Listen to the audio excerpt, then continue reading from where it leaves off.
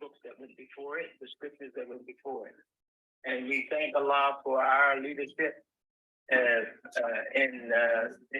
this day and time. Muhammad, Elijah Muhammad, and Professor Salam. How are you, brother? Alhamdulillah, doing real well this morning, man. Really good. Good. Yes, sir. How's life down in Texas? Wet and gray today. Uh-oh. But otherwise everything is fine. So I think we get cold and kind of cold, 50 degrees and wet today, and then rainy and 70s tomorrow. Oh man, y'all got it, baby. Got cleaning the air and some sun. Raining down from heaven, bro. Yeah. I always tell people the flood was about cleansing. There you go. Spiritual cleansing, whatever kind of cleansing you want to call it. It's about cleansing. It was both, because flood can be physically cleansing. You can cleanse your body with fluids. Yes, sir. Right? You can cleanse your soul with that spiritual fluid coming through. Hey, call it the yin yang, inside and outside. It works together, right? Exactly. Yes, sir, man. Man, we got total chaos here in St. Louis, man. Okay. Everybody going crazy. I know you heard about that little guy who hit the girl and had her legs amputated back here, didn't you? No, I hadn't heard about that. I tried to keep up with just the aldermen or whatever you guys call them there that got caught up with the Arab brother. Mm-hmm. But I hadn't heard about the girl. Yeah, look, the mayor's arguing with the circuit attorney's office, who's also African American. Okay. She went online, told her that she got to get her stuff together. They're gonna ask for her resignation. They had this little 21-year-old guy who been in and out the system. So he had an ankle bracelet on. In all of 2022, he got violated 40 times and still out. So this year he's been violated 10 times. So he got 51 times that he has been violating his ankle bracelet regulation. Well, he got in his car last weekend with no license, not his car, and went downtown where they had this big volleyball tournament, the Midwestern volleyball tournament here, right? And he ran into another car, spun around, turned over, and smashed this little European girl against another car. And they had to do emergency amputation on both her legs. Her parents don't have any money, do they? Oh, brother, they're going to have some money if they don't have none. Well, I'm just saying that whoever the judge is or prosecutor that did not lock that guy up after all those violations. Yeah. They in trouble. She gone, man. So they've already asked for her resignation. The governor is saying, you got to go. And so, she's an African-American woman. And she said it was not my fault. The judge should never let him out. But once he violates, then she's got to file for that's right, locking him up, revoking. Right? Yeah. 51 times, man, in 1 year. Because the judge will not know unless it comes back to her office they want to arrest him. That's what they're trying to tell us. So they mad at the mayor, the sister mayor, for getting on the sister circuit attorney's office because she told she's gonna get her act together. Well, guess what? The mayor know good well this city is in for a lawsuit out of this world. For real. I mean, this girl came here to play volleyball. All that NFL money, might as well just sign that over. It's coming. That's $100 million right there, man. I mean, you come to play basketball and you go back home with no legs. Exactly. Or volleyball, with no legs. That is that's big time money right there. Yeah, man. That's big time money. Yeah, so she's got lawsuits against the city. I mean, y'all are weirder than we are in that y'all have all these different jurisdictions, right, that are attached to. People think that's St. Louis, but it's a whole different jurisdiction. I know, man. I know. Yeah. So it happened right down. Man, about 10 minutes from my house. I'm right downtown. Right down by the Justice Center and everything else. I'm in one of these lofts down here. And man, there's so many people in this city the last week or so because of the volleyball tournament, you know, and you just happen to be an African-American man Mhm. with an African-American circuit attorney, the African-American mayor, and they fight like crazy, man. But see, they don't realize the mayor recognized one thing. We're in trouble. Yeah. You know, we're in trouble. So I don't know how long it's going to take, but this is a no-brainer here. This guy had no business even out. No business even in the community doing anything, man. So it's so sad for that poor child to come here, you know, no matter what her color is, man, to be in a situation like that, then walk away after going on a tournament and come back with no leg. So all the good things that they were planning on doing. You know, I don't know whether these cities have insurances, but this is Oh, they one. do. They do. Well, the insurance ain't gonna cover this one because that boy had no business in the street. Well, no, So- the insurance will cover it. Mhm. I mean, because the insurance is a blanket Yeah. Okay. umbrella policy. So Mhm. the insurance will cover it. How much insurance is it though? I mean, how much insurance do they have? Because I don't even know how much Dallas has. I don't know if it's you know, $100 million, $200 million, you know, limit or whatever. Yeah. So all occurrences, each single occurrence, you know, because this like that deal is a single occurrence, right? Yes. Mhm. So you don't know what the upper limit is for a single occurrence. Let's say it's $10 million. Right. And the court rules $50 million plus treble damages. So you're talking about Yes. 150, Yeah, that's right, bro. right? It's gonna be scary. It's gonna be scary. You know, so I mean, I think they allocated probably most of the money that they got. They got the 550 million, 200 million went to the city of St. Louis, 170 million went to the county of St. Louis. Then the $90 million went to the Dome Authority Stadium down here that originally generated the lawsuit in the first place. So I know good and well the African American community where the bulk of this money was supposed to go has just been reallocated. But you know, I'm sure there's something they have in place to cover them. You know, but it's just sad, man, to see you get to a point like this and then be able to do some successful things in the city, then turn around as total turmoil. Yeah. And all of a sudden, as we do, all the African American people arguing with each other, fussing and fighting.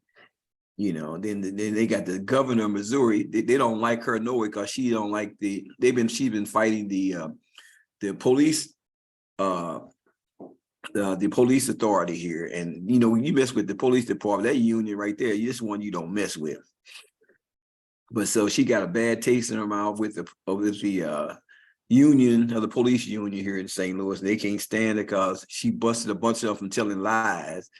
So they got it out for her anyway. So it's crazy, man. You know, this stuff is happening everywhere. You know, I don't really pay too much attention to it. That local stuff is what's really happening. You know, I ain't worried about no federal stuff. It's just the local stuff that's really kicking people butt back here, man. They just got through firing 3 teachers, man, for not teaching for teaching African American History Month, doing Black History Month. It's like, what in the hell?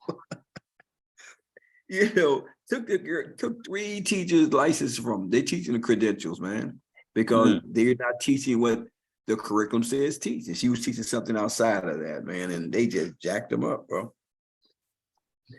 You So know, they must have a whole bunch of teachers in reserve. I don't think they do though. Nope. Who wants to deal with these children, man? Like what they got about 20 people who retired this year. I can't take it. They can't take it. One kid told the teacher in the 5th grade, I'm going to get my daddy because he'll come here and shoot you right now. Wow. The lady Dude, that's left. crazy. She said, I've been here 32 years. I'm out. A 5th grader, man. You can't tell me what to do. I'm gonna go get my daddy so he can shoot you. He got all kinds of guns. I said, oh my God, man. So, you know, these children are coming to school, man, with attitudes and mindsets that just warped. You know, just warped. You know, Baby and Clarence and you know, Shaniqua. Oh man, I said, bro, what are you doing? You better get out of this business. You know, 'cause I teach I do classes for juvenile hall. You know, Elwood, I mean, it's like talking to children and you can look right through them because they ain't nowhere near understanding anything that you have to say. Right. They just out to lunch. Yeah. It's a scary thing, you know, and then you wonder why all the violence is taking place. Well, guess what? Everybody's operating on emotion. Get them angry, they lose control. Call me on my name, I'm gonna shoot you. You know, and go around the corner and have a hamburger. You know, it's like, good Lord. But all you can do is keep on doing what you do. Keep on working. Yeah, that's pretty wild though, that their development stages have gotten to that point that they are at that age, they're so disconnected Wow. from empathy. Ooh, and I mean, you couldn't say it any better than that, bro. Because there's no consciousness. Well, no, there's consciousness. Trust me, there's consciousness, but your consciousness is filled with certain things. And a lot of times with certain individuals, they either haven't learned certain things to be a part of their consciousness, or those things are repressed in their consciousness. And there it is. You know, and with some of them, I mean, this is, you know, my ex-wife used to work with foster kids. You know, she worked for the state back in those days. Right. And she worked with foster kids, and you would run into there's a couple of times she couldn't find a place for a kid and she'd have to bring them home. Right. Not supposed to do that, but they'd end up sleeping on the couch and stuff like that because she couldn't find a place for them that night. Not at a shelter, because maybe they'd been kicked out of that shelter 3 times already. Right. Or, you know, couldn't find a family group home, something that could take them in an emergency situation. Right. So she would bring them home. And it was literally like almost when you looked in their eyes, you knew something was missing. Absolutely. Absolutely, man. And in a lot of cases, you know, when she would talk to me about their case file, some of these children had been in like group homes, foster care. I mean, they may be like 11 years old and they lived 23 places.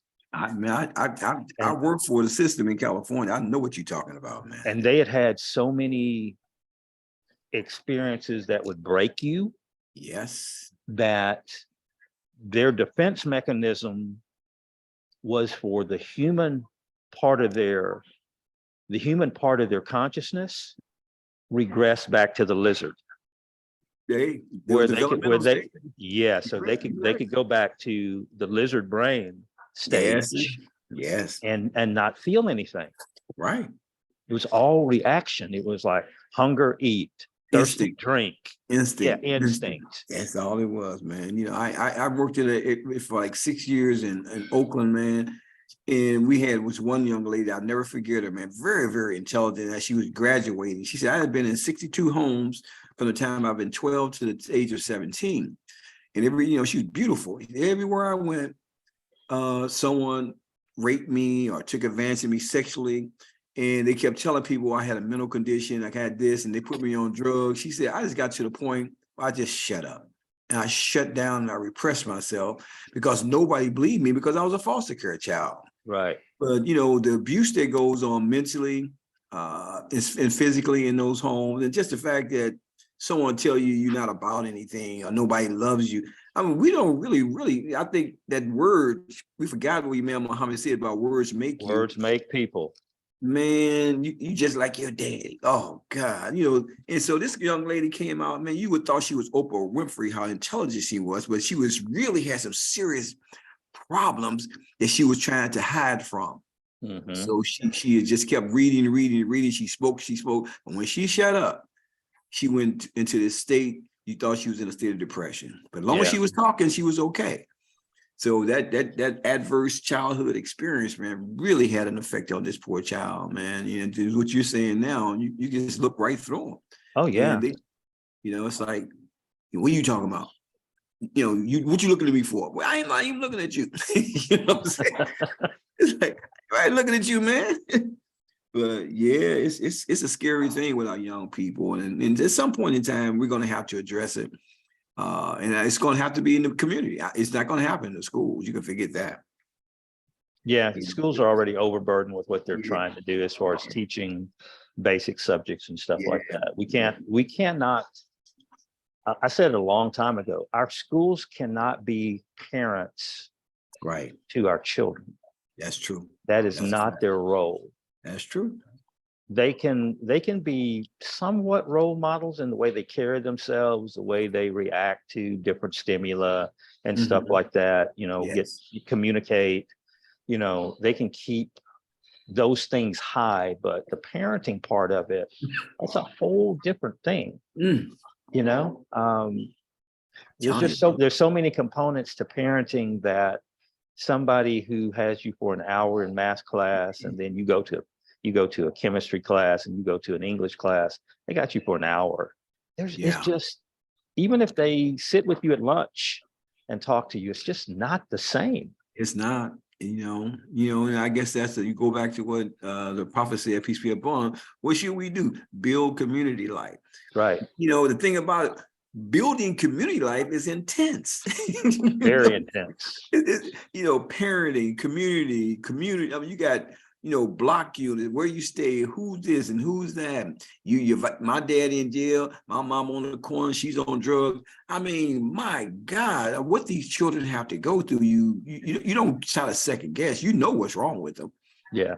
It's no coincidence. What's wrong? It's not what's wrong with them. What happened to them? Yeah. And that's the key right there. What happened to them, and how do we begin to address it? It's amazing. It truly is amazing. Assalamu alaikum, sister. I see you got your headgear together today, right? Alhamdulillah. Assalamu alaikum, everybody. I have to see does it the camera like it. Okay. Assalamu alaikum, Imam Talib. Alaikum assalam, everybody. I got your gray polo on. I see it, brother. So you can see what it looked like. Yeah, I got to get me one now. Yes, sir. I got the gray, got the black, and the white. All right. Yeah. So you gonna do costume changes today like Sister Mira? No, I'm not gonna do that. But in Amira's defense, it ain't like I didn't think about it. Oh boy, I tell you. Yes, I mean, people need a little, excitement in their life. Yes. You change clothes. You change clothes. No doubt. If he break out a tuxedo jacket, I know something going on. I'm gonna go off camera for a minute so I can go close my door. All right. I'll be right back with y'all. Yes, sir. So Muhammad Sharif, assalamu alaikum and welcome. Well, alaikum assalam. How y'all doing? We're doing well, brother. Good to hear your voice. All right, well. Yeah, I didn't know you got married, Muhammad. Somebody told me, Muhammad Sharif got married. You notice a change in his voice? Hey, look, he's eating warm food in the morning. That's been over 2 years now. Really? Right. Okay, let me love. Hey, did you hear the latest proposal, and it was accepted a couple of days ago? On what? About Muhammad? Somebody in our community, brother and sister No. in our community, just made the No. announcement. Made the announcement. I think it was Thursday, I believe. I haven't heard anything. What was the announcement? I don't know. Should I say or should I wait for them to make? You said they already put it out there though. Yeah. We just Okay. missed it. Yeah, it was. I hope I'm not stepping out too quick. Mark Shahid getting married. Yeah, okay. Yes, sir. He made that announcement Thursday, didn't he? Yeah, Yes, yeah, sir. made it out for Thursday. Yes. All right. Yeah, and his wife was here in St. Louis. His fiance was here in St. Louis Friday, so they are here this week, because they having a marriage thing, March 10th, 11th, and 12th. They're getting married, doing a nikah at the celebration, the marriage celebration. Judge Shahid will be here along with Imam Sahir from IWM Radio. They've been married over 40 plus years. And one of the other brothers, Wali Muhammad, he's been married for 40 years. So they're going to celebrate them on the marriage conference that they have it here in St. Louis. Well, I'm glad I brought it up, because now you got more information than you got a lot of information. Our retired Judge Shahid. Yeah, he'll be here from, I think is he in Chicago? Yeah, he's in Chicago. Imam Sahir is in Indiana. And then we have our brother from Kansas City, Missouri. Imam from Kansas City, Missouri. Brother Muhammad, he'll be here too. So it's gonna be a little nice get together. So they're trying to do a little something here before Ramadan. Was that going to be in St. Louis or where? It's going to be in St. Louis, yes. St. Louis, right? Okay. March 10th, 11th, and 12th. Right. Yeah. Everybody got that right? Good. Got it down. All right, All right, so it's 10:30. We're gonna wait 5 minutes before we actually start, but we did want to just acknowledge Sister, is there Sister Rashana? Okay. Assalamu alaikum. Yes, and it welcome. is. Yes. Assalamu Assalamu alaikum. alaikum. Thank you, Walaikum sister. assalam. Walaikum assalam. Yes, indeed. So we'll just give everybody a few minutes to get signed in here.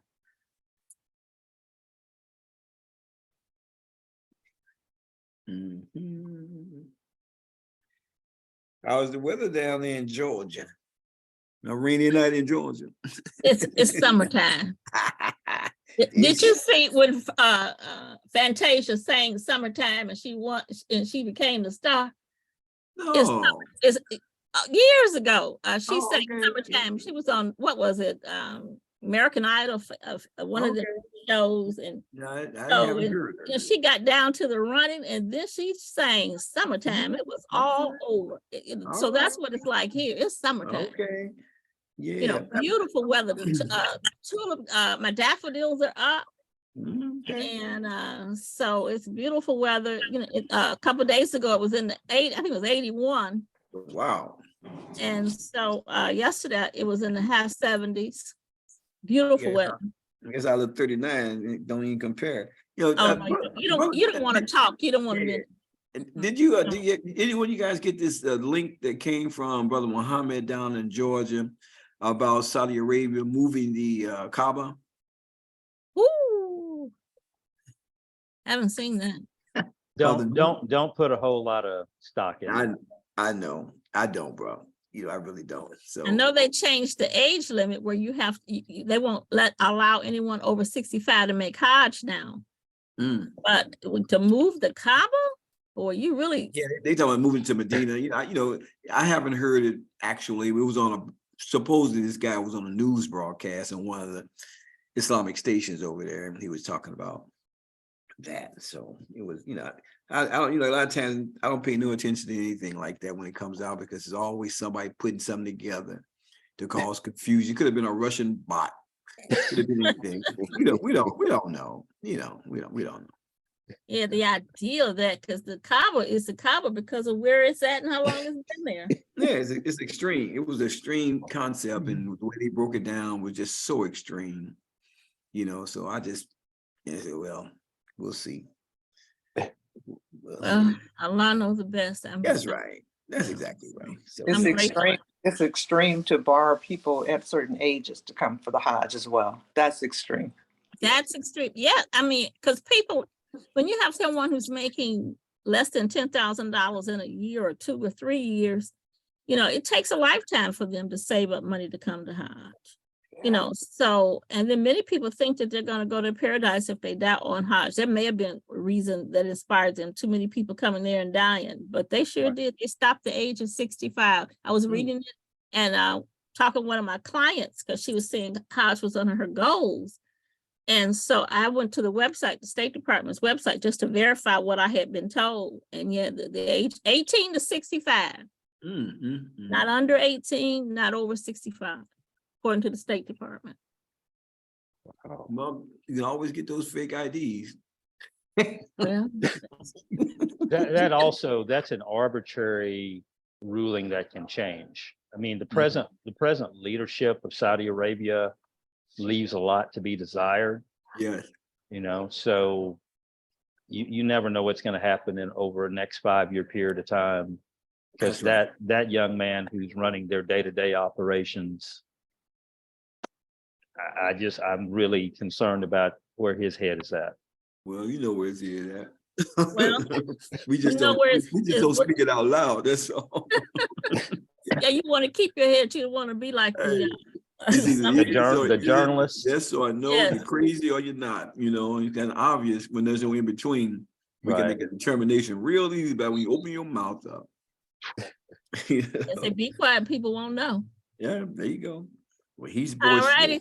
So, assalamu alaikum, everybody, and welcome to the 7th weekly Graceline Community Incorporated webinar. It's titled Strategies for Making Your Money Grow 091. So before we get started, I just want to remind you this webinar is not investment advice. It is intended for information and entertainment purposes only. So if we could have the opening dua. أعوذ بالله من الشيطان الرجيم بسم الله الرحمن الرحيم الحمد لله رب العالمين الرحمن الرحيم مالك يوم الدين إياك نعبد وإياك نستعين اهدنا الصراط المستقيم صراط الذين أنعمت عليهم غير المغضوب عليهم ولا الضالين آمين. Amen. All right, so thank you all for attending. We're honored to have had this opportunity to share and talk with you about growing your money over the last few weeks. And we pray that this webinar has benefited you and your family. So our goals for these classes were to introduce you to financial concepts that you were not taught in school. And number one being pay yourself first. Managing and growing money is a complex, long-term process. We started at the remedial level consequently. But you must continue to study. Our objective was to guide you to the tools that are absolutely necessary to make and implement sound financial decisions about money management, banking, budgeting, insurance, mortgage planning, savings, investments, retirement, and estate planning. Our purpose is to empower you to use your knowledge to create wealth for the good of you, your family, and your community. Our prayer is that this process inspired you to study money and create a plan and a vision for your financial future to be updated with specifics down the line as your life situation changes.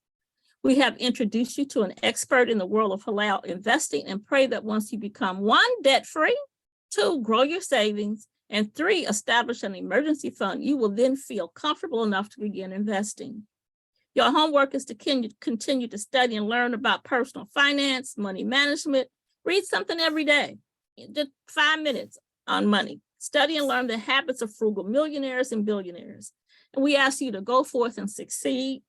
This, our last week, we are going to focus on a subject that many of you had showed a desire to learn more about. You were interested in burial and estate planning.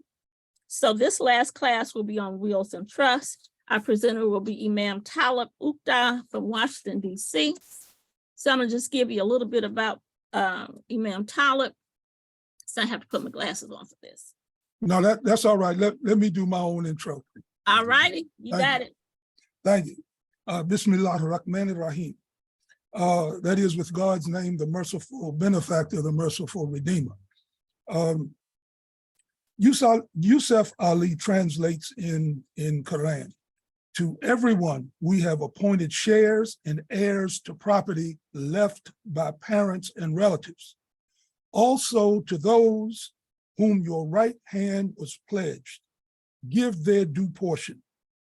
Give their due portion by wasiyah. Wasiyah is an Arabic word which means wills. For truly Allah is witness to all things. And our Prophet sallallahu alaihi wasallam, may the peace and blessings of Allah be upon him, said, the one who is the soundest in judgment from among you is he who remembers death the most, and the most prudent one from among you is he who is the most prepared for it. Now, despite that ayat that I just read from Yusuf Ali, it was Surah 4, 133. And there are other surahs in the Quran as well. I found at least a half a dozen. But despite that, we know in our community, the Honorable Elijah Muhammad died in 1975 without a will. Imam W.D. Muhammad died in 2008, I believe, without a will. In fact, his will is still being contested today. He followed, unfortunately, he followed in the footsteps of his father, but now in his defense, he had a will. But there was a portion, there were at least two portions of it that he did not do. In the state of Illinois, when you produce a will, you are required by Illinois state law to register that will in order for it to be valid. And I think we all know, those of us who are associated with his community, we all know, and this is according to his daughter, the oldest one of his children, over the course of years, Imam Muhammad had several wives. But he only had one wife that he was married to. And unfortunately, the two of them never divorced. And essentially what he did was he left a messy death. He's not the only one. We have many in our community and outside of our community that have had these same experiences. In fact, I would present to any one of us on this webinar now that we all know someone in our family who, if not directly, indirectly, that has died this messy death.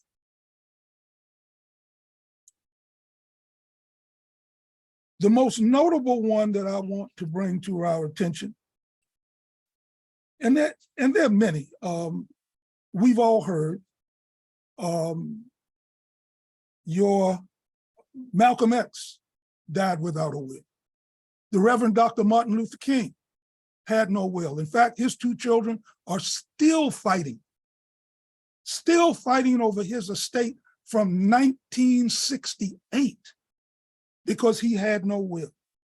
Aretha Franklin, no will. Michael Jackson, no will. Prince, no will. Tupac Shakur, nothing. Marvin Gaye, nothing. Billie Holiday, no will. James Brown died in 2006, no will. But after 15 years, his estate just settled a $90 million estate. Now that may not be any of us. So let's just assume for a moment that's not you. You don't have anywhere close to $1 million. In fact, some of you may know people, and you and I see them every day. They may be homeless. They may be, I don't know, down on their luck. But what we should all know and understand is that everyone, regardless to what you may have or not have, everyone should have a will. And if you're asking yourself, what does a person who has nothing need a will for? My response to you would be if that person, it could be your brother, your sister, a cousin, a member of your family, if that person has absolutely nothing and they should meet an untimely death at the fault of someone else, whoever that person was can be sued. And once that person is sued and they win, even if there's a settlement, someone is hit by a public bus and they were not in the wrong, and all of a sudden you find yourself with $100,000, $200,000, $500,000, $2 million in a settlement, that money is going to would go through the court because that person had no will. So even though you don't have anything, a will has value to all of us. And in the case of James Brown, because he had no will, he had 5 children with his last wife. James Brown's children did not get 1 dime of his $90 million estate. 2 million of that 90 million went to James Brown's grandchildren. The reason that his children and his wife did not receive any money was because his wife had been previously married to a Muslim. And that marriage was never annulled. It was, they never divorced. So her and her children were not entitled to anything. The rest of his money, that is, in this case, $88 million, did accomplish one part of James Brown's wishes, which was to establish a scholarship fund for disadvantaged children in the state of South Carolina, where he was born. That was accomplished, and it is being regulated and seen through by this. I don't have a kind word to say about it, so I can't fault anyone for being in the nature of the business that they're in, but there is a company called Primary Wave Music. They own the rights to James Brown's music. They also own the rights to Whitney Houston's music and to Prince. So this is one company that amongst its catalog, they are managing the estates of at least 3 people that I think all of us recognize. So I don't think there's anything else that I would be able to say to us that is going to impress you any more than what I've just said about the importance of having a will or a trust.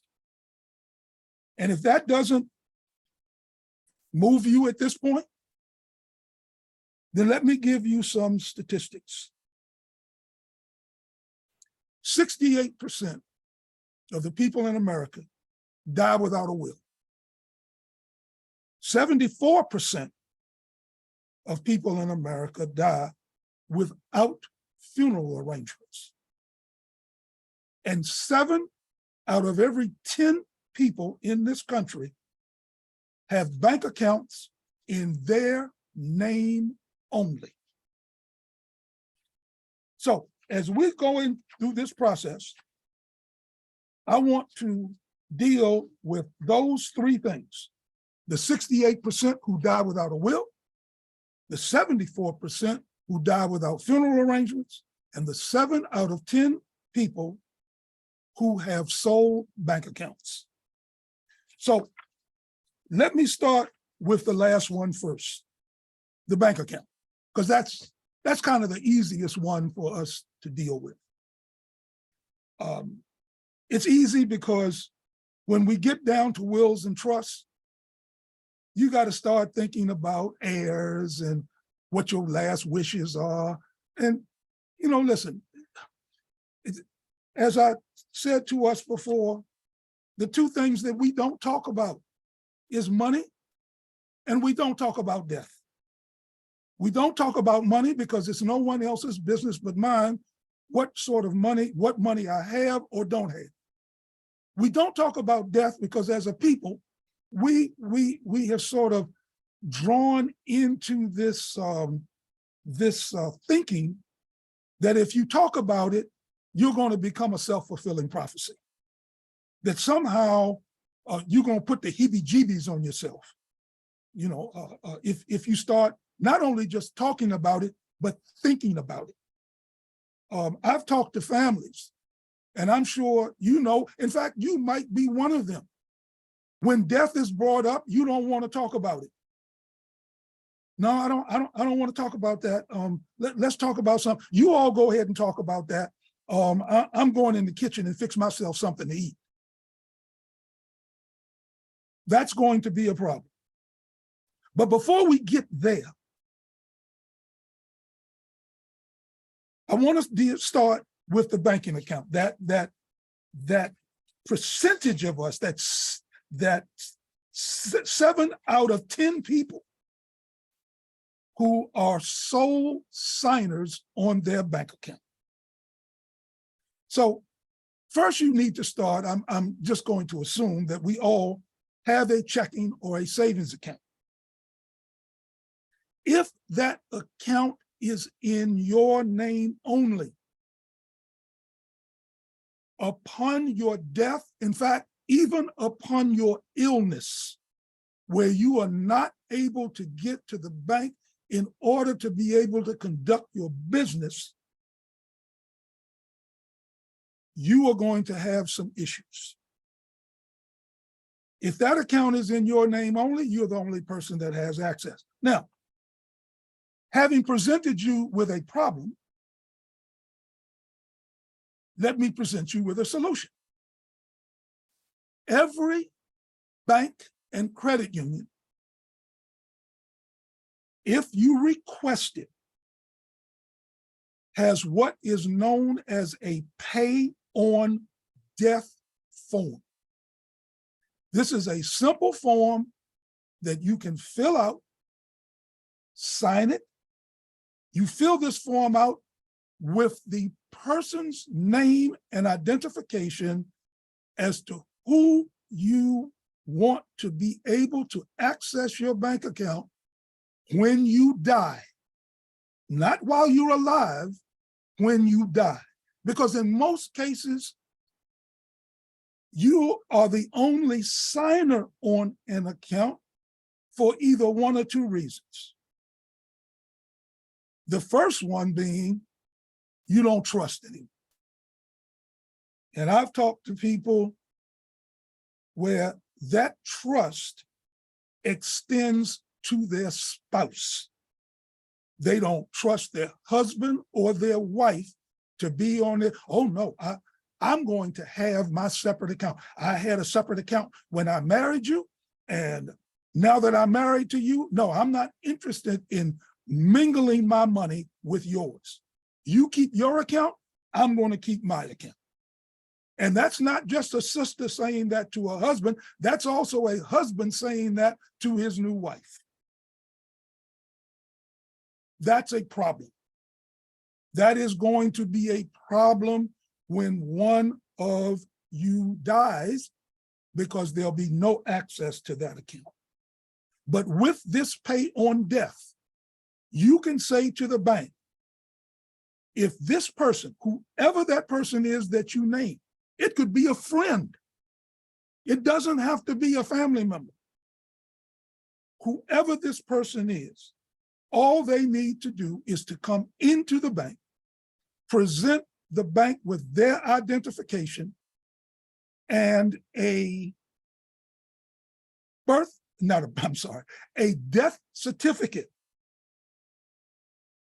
and you will gain access to that account. The same thing would apply to those of you that believe the safest place to keep your belongings is in a safe deposit box. If you are the only person with access to that safe deposit box, where you may even keep your will, where you keep certain precious items that you don't want to have in your home or allow someone else to have unfettered access to. You put it in a safe deposit box. I get that. But if you're the only one that has access to that box, if you're the only one who knows where the key is, and there's only one key, and you may have taped that key under your dresser, if you're the only person that knows that, it is literally going to take a court order for someone to gain access to your safe deposit box. I'm saying all this to say to us that if you don't have someone that you trust, you need to start finding someone that can help you through this process, because as each day goes by, you and I are getting closer and closer to death. If you bank online, you may think that that's safe. And in fact, it is. You know, banks have ways to encrypt things to not allow people to gain access. But if you're banking online, when you die, who's going to be able to access your account online? They don't know your username nor your password. And most banks will require you over a period of time, maybe as much as every month. I mean, my bank is every 3 months. Some, it may be once a year. I don't know. All institutions are different. They may require you at the very least to change your password ever so often. If you are not keeping your family or someone that you trust up with that type of information, then upon your death, your family is going to suffer. So here's what I want you to think about at this point in my presentation, because now we're going to move on to wills and trusts. Think about this.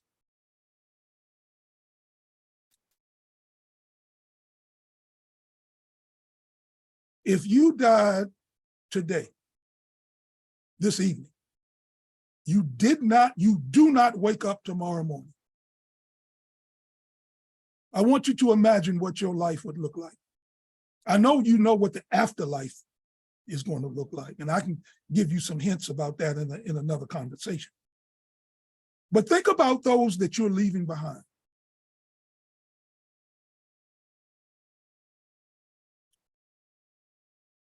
How are they going to cope with your death when you don't have a will or you don't have a trust? And let's assume for a moment you do.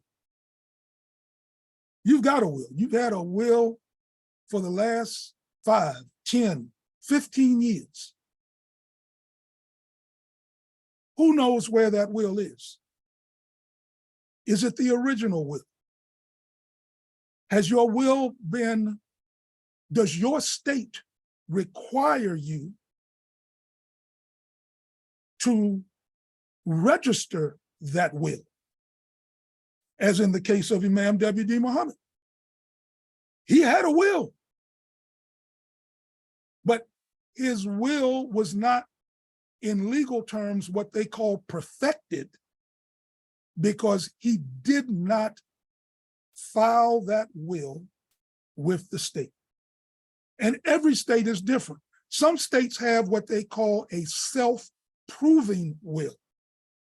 And all that means is you have written out your will, you have signed it in front of two disinterested witnesses. A disinterested witness is someone who you have not left anything to in your will. It could be two total strangers. But that will has been witnessed by two people, and your signature and their signatures have been notarized. That is with a raised seal. That is what is known as a self-proving will. Some states have it, for example, the state of Maryland. You can have a self-proving will. But for $5 in the state of Maryland, you can register your will. In the District of Columbia, where I'm from, it's free. You can register your will in the District of Columbia free. I don't know what it is in Illinois, but I do know it's required. Even if you have a trust, and let's do this, because I know some of you may have the question of what is the difference between a will and a trust. The simple answer is, if you have a will, you have to go to court in order to have a judge declare that will to be valid and recognize the individual or individuals that you have listed in your will as your personal representative. They have other legal terms that are used to accomplish the same thing. I don't want to get into those legal words that they use, only because I'm not talking to a group of lawyers. I'm talking to simple people. I'm a simple person, and it's better for me to give you this information in language that we can all understand, as opposed to using words that I'm then going to have to define. So with this will, you name a personal representative. That is a person after your death that you trust to execute your final wishes, where you want your money to go, where you want your home to go, your belongings to go, anything. You may have an old car that's been sitting in the garage for 2 decades, but you want that to go to your nephew. All of that sort of thing goes into your will, but that will has to be approved through a court. A trust, on the other hand, is a legal document that expresses your wishes upon your death, that names successors to the trust, that does not have to go before a judge to approve your trust. That trust has already been written in accordance with the laws of your state, that you have advised your family, and in many cases beforehand, that a trust exists. Now, a trust costs more money than having a will. You can go online and create your own will. Just type in wills and type in the state. And most states, in fact, I haven't looked at all 50, But every state that I've ever looked at gives you the opportunity to write your will for free. There are some websites that will offer wills at a nominal cost. There are also some that will offer to do trusts. My recommendation is that should you decide to get a trust, that you have an attorney do that for you. The cost of a trust can vary from state to state. I would say to most of you to look in the neighborhood of perhaps just under $2,000 to maybe 3, 4. I would say it depends on what it is that you're putting into your trust, how complicated or uncomplicated it's going to be. I formed a trust in the 90s that was in the $2,000 range. I redid that trust maybe 15 years later, and it cost me $1,400. But in that trust, and here's what makes the difference. If you are a homeowner, I would recommend a trust. If you have thousands of dollars in the bank, whether it's in the form of a CD, whether it's in the form of investment, it could be some sort of insurance instrument, everything that you have of significant value in assets. If you own more than one piece of property, let's say you own your own home and you also have a rental property, all of that property should be in a trust. That's my personal recommendation. And when it comes to the time for us to open up this discussion for questions and answers, I'm certainly willing to entertain individual concerns that any one of you may have. Lastly, I want to say that even with a trust, your trust should contain a will. Well, why is that? Because there may be certain personal items that you have that don't go in the trust. I mean, you may have, I don't know, the baby booty from the birth of all of your children. That does not go in the trust. But you may have someone in the family that you want to pass that on to.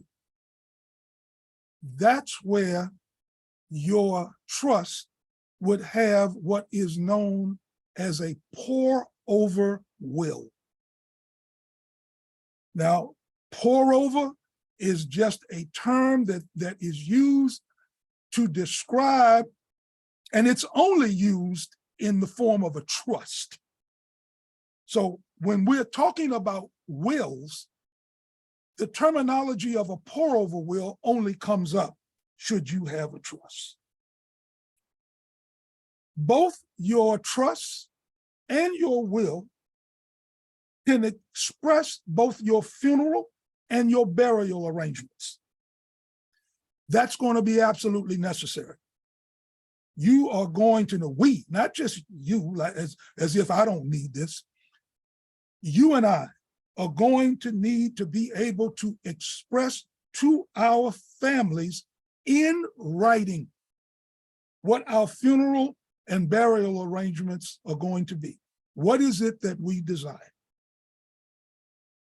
Because what we don't want is that family that we've all come from. The majority of us, particularly in the Muslim community, we come from a heavy Christian background. And what we don't want is if it is our desire as Muslims to be buried within the confines of our religion, that is the janazah, that needs to be expressed. And I would urge you, I would insist, I don't have enough adjectives to describe how important it is that you make those arrangements for your janazah beforehand, before you die. Pay for them in advance.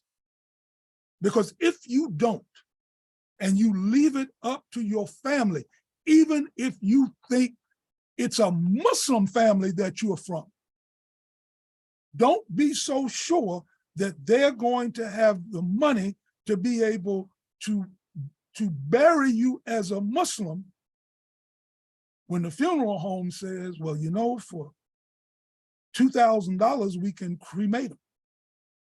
Well, how much is it going to cost if we have a janazah and bury him at the cemetery? Oh, it'll probably run you somewhere between $7,000 and $10,000. Oh, we'll take the cremation. Now you're Muslim. Your family is Muslim. Your children are Muslim. Your spouse, you all prayed together, but you did not leave your family in a posture where they're going to be able to bury you as a Muslim. Unless you're just going to be one of those that want to lay around in the morgue, you know, for a week to 10 days while someone in the family puts together a GoFundMe so that they can bury you. We need to plan ahead.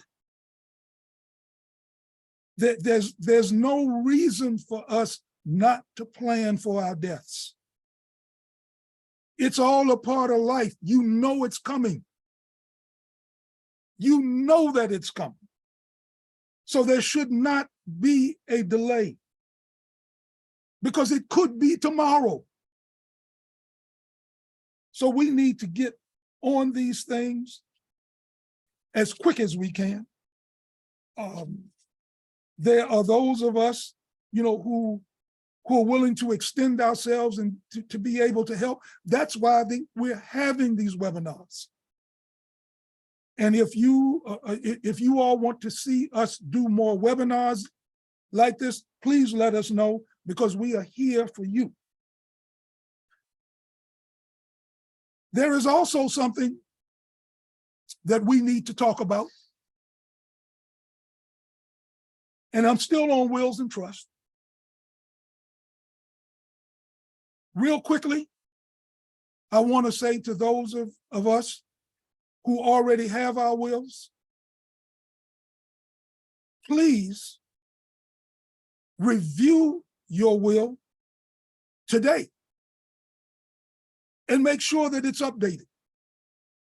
Make sure that it still expresses your wishes. Make sure that the persons that you have named as your personal representative is still alive. And perhaps even if they are, please consider amending your will to name a successor should the first personal representative you select should die before you. The same applies to your beneficiaries. Review your current will to see whether or not all of the beneficiaries that you have listed on your current will that has been validated are still alive. Or you still wish to leave that person what you put in your original will. Now, There is also something within the will process that is known as a living will. A living will is a document that we should all have. It is your speak to doctors, to hospitals, to nurses, to your family. It speaks your voice when you are not able to speak. You are being kept alive through a breathing tube or intravenous feeding. You may be declared in medical terms brain dead, but for the respirator, the breathing apparatus that's keeping you alive, if they were to take you off of that respirator, you would die. A living will would express your desires should you get to that state. Should you get to the state that you can no longer breathe on your own, that you can no longer feed yourself, you can no longer do the natural things that you have done your entire life. A living will would express those wishes. It will either say, keep me on the respirator or take me off. There's not a lot of options there. And when you produce this living will, also keep in the back of your mind that if you are in the hospital is not going to keep you on a respirator forever. You don't have that type of insurance. You don't have that type of money. I mean, I don't know how much money you have, but you do not have the type of money to keep you in a hospital without the hospital saying, we're going to pull the plug. So those wishes, I would suggest you express in a living will.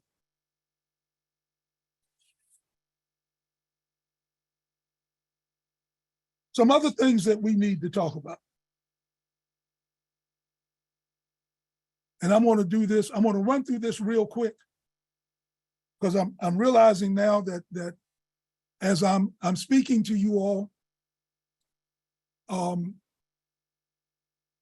this is a lot. And I'm even going to suggest to us at Graceline, whenever we do these webinars again, as we're moving forward, we need to break these categories down because each one of them carries a certain amount of detail that people need to know in order for them to make the best decision. But in doing so, we don't want anyone to find themselves where they're overloaded, where the brain is overloaded. Because it's been my experience that when this is done, our brains shut down. We no longer hear what we think we're hearing because it's just too much information that we have, and we quite frankly just don't know where to file it. You know, we're like, you know, we're just like your computers. I mean, if you don't have enough memory storage in your computer, there's no place to keep it. So I want to, for all of our sakes, I want to draw this to a close in order to give us time to be able to express ourselves, to ask questions, to go back over what I have presented, and perhaps even at that time, be able to move into other portions of this presentation where through my answering your questions, I'll be able to offer some solutions. Because that's what I want that's the takeaway that I want for you all to have in this presentation.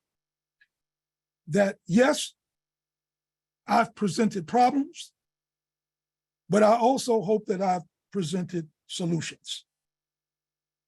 And one of the main solutions that we can have in this is to make sure, and it's not too late for any of us, is to make sure that we have some form of life insurance. Whether it is a policy that's just for death, whether it's some sort of annuity that will pay out over time, that someone knows in your family, if you already have these things, where those policies are, that they're up to date, that they are up to date with respect to the beneficiaries. And that whatever insurance you have, that it's going to cover your debts, your burial, and your funeral arrangements. So if you don't have these things, there are policies that many of you, if not all of you, can obtain tomorrow at a, I would say, a reasonable cost, but you're doing it in order to do something specific. So by example, if you are still paying on your home or your condo, make sure that you have a policy that's going to at least pay off your mortgage so that your spouse does not find him or herself struggling to meet the mortgage after your death. So insurance is going to be important. And then the last thing is that you make sure that whatever property and assets you own are going to the people that you want them to go to, that someone knows where that information is on your property and your assets, that you create for yourself an accessible document locator for all of your important papers. This is where you should have your usernames and passwords and let people know where your insurance policy is, where your original will is. Any documents that you have that you want your family to know about, there needs to be a locator. And with that, I'm going to close and open up this session, or turn it back over to my good sister, Amira Wazir, to open up this webinar for questions, comments. I'll even take constructive criticism. And, because here at Graceline, we are trying to improve on our delivery. So I can even stand a public flogging. So with that, I will leave you as I greeted you with Assalamu alaikum. Thank you, Brother Tyler, for that. That was very enlightening, very thorough. So let's just, as you said, open the floor up for questions and comments.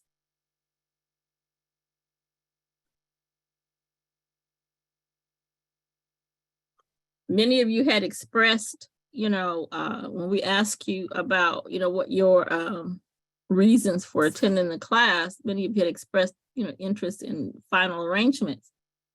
So did you have any questions, or has everything been answered for you?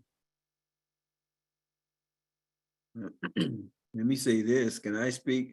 I just want to commend Tyler, on such a very thorough, even though we weren't able to go into detail, specifics, about the things that we should have fresh on our minds at all times.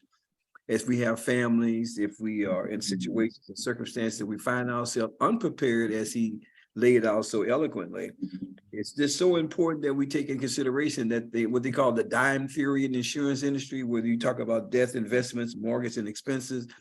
Very thorough job, but the details to that, the trickle down aspects of the living will and the medical directives, they are so essential in this age that people are going into hospitals and not coming back out. That medical directive is really, really important. And that document locator is probably the most powerful thing that he said, because untimely things happen. We just don't know. And whether it be your child, whether it be you or someone in the family, that document locator is essential. And keeping it updated was probably the most powerful thing that he said, because a lot of times we put something together and we don't pay attention to it. And somebody may pass away and move out of town or whatever it may be, and you find yourself in a bad situation with a beneficiary who's no longer available. So I just want to thank you, my good brother, for the investment portfolio, and that's what I'm going to call it, that you laid out to us, because that's exactly what it is, because we are investing into ourselves, and that portfolio consists of all the things that you said today, and I was thankful and blessed to hear it again, and I'm looking forward to hear it some more and in more detail. I think it's just important. So I just wanted to say that. Thank you so much. Alhamdulillah. Brother Rashad has his hand up. Hey, Assalamu alaikum. Walaikum salam, sir. Thank you so much, Brother Imam, for that. On the living will, is that the same as what they call do not resuscitate Yes, document? It is. yes. Okay. There is a slight difference in them, in that the living will expresses your desires should you be placed in a I'm just going to call it a comatose state, and I'm neither a lawyer or a doctor. Yes. So if I'm using the terminologies incorrectly, I stand to be corrected, but I think most of us get the gist of what you're trying to say. Absolutely. A do not resuscitate is something that you may even carry in your wallet, or someone in your family may come and present it to a medical staff, where in that case, let's say that you've had a heart attack or you're suffering a stroke. Your do not resuscitate order means that they are not going to do anything to bring you back to life. So those medical shows that we see, and they get out the defibrillators and rub the things together and then place them on your chest to give you an electric jolt. If you have died, a do not resuscitate order means do not bring me back to life. A living will, on the other hand, tells them if you are in a state where you are artificially being kept alive, that is a breathing tube, a feeding tube, you are authorizing them to either pull the plug or don't pull. Okay. Thank you. Assalamu alaikum. Can I inject something real quick? Because I just went through this 2 years ago with my sister, and having lived in 3 different states, I can tell you that it really does depend on the state in which you live. So during the time that I lived in Georgia and dealing with, in Atlanta, and dealing with this when I had clients, Georgia typically required that we have an irrevocable power of attorney for healthcare. Yes, sir. And an irrevocable power of attorney for financial matters. They had to be each individual. And those things could be executed, and they're a part of that person's estate. And there was somebody that was designated as that individual, whether financial or whether it was a case of the business or whether it was a case of healthcare, in that document.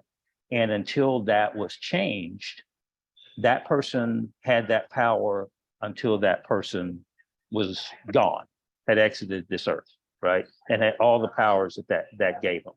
So in the state of Texas, my sister was ill and close to death, and there had to be decisions made as to whether or not she had an operation. If she had this operation, they were going to have to basically stop her from living and have her be on artificial life support while they did the surgery and then bring her back. So we had the discussion with the doctors, the social worker, the legal staff at the hospital to whether or not do not resuscitate thing with her. And that had to be signed off on. And since I was the family member that was there with her, the power was given to me. That was at here in Dallas, Baylor Hospital. So my sister had surgery there. She was fine.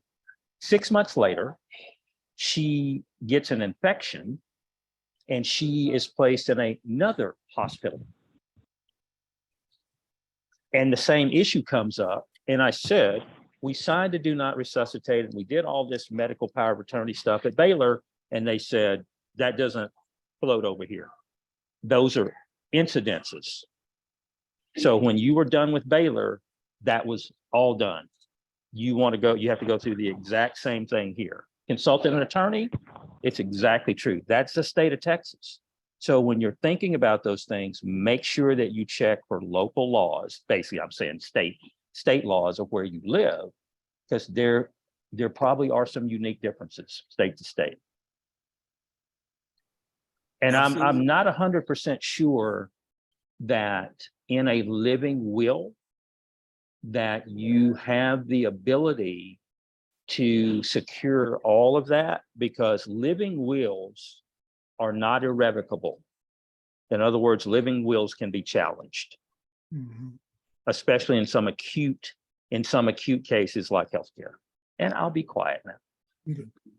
Well, thank you, brother. Brother Tommy has his hand up.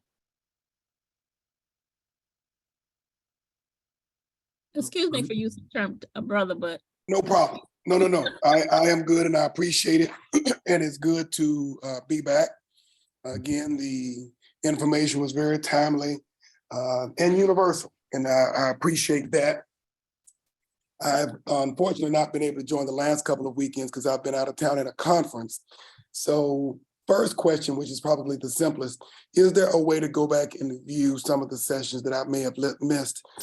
I remember one time seeing a way to go back and view it, but if that's not available, I definitely understand, because of course I just like absorbing as much information. I don't think there's ever been a situation where I haven't learned something significant. The answer to that question is yes, Tommy, and I'll make sure that you get all of that information. No problem. Second question, the statistics that were quoted earlier in the session, I believe it was related to the number of 68% of Americans die without a will, 74% die without funeral arrangements, 70% with only that person on their account. Is that across the board for all Americans, or is that within our community in particular? All Americans. Which means all 350 million, whatever the number is, that's for all Americans. That is very catastrophic. And I can't imagine if that is what it is for all Americans, if we were to segment that for our community, what those numbers would look like. Yes, sir. Yes, sir. Last question. As it pertains to having the conversation, you made a point. People don't want to talk about money or death. And I know that we are speaking personally when we deal with our families and loved ones. I have friends who are still going through some of the things that you've talked about. And even, of course, within my family, I'm sure some of you guys are probably similar to that, have gone through some of those situations where you deal with the mess. And with our older generation, I myself, and I know I've talked to other people, have found it very difficult to talk with some of our older family members about actually doing something with, we need a will. I need to know where this and that is. How do we make that process simpler so that we can get beyond talking about it to actually getting results? Because it's just a matter of time before that happens, because no one cheats death, and trying to reduce some of these numbers. I don't know if y'all have any advice. I mean, years and years and years and still kind of the same conversation.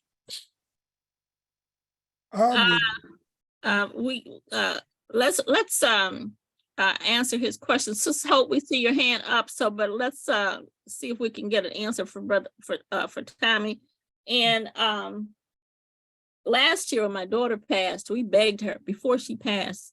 We knew she was terminal, and so we were sitting, by her side during the last, few months, and she absolutely refused.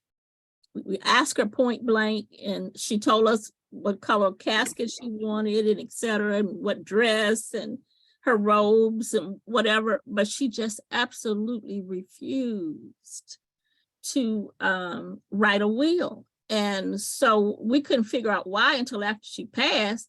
Her affairs were in shambles and she didn't want anybody to know it. I guess she said, I'll just wait till I'm gone.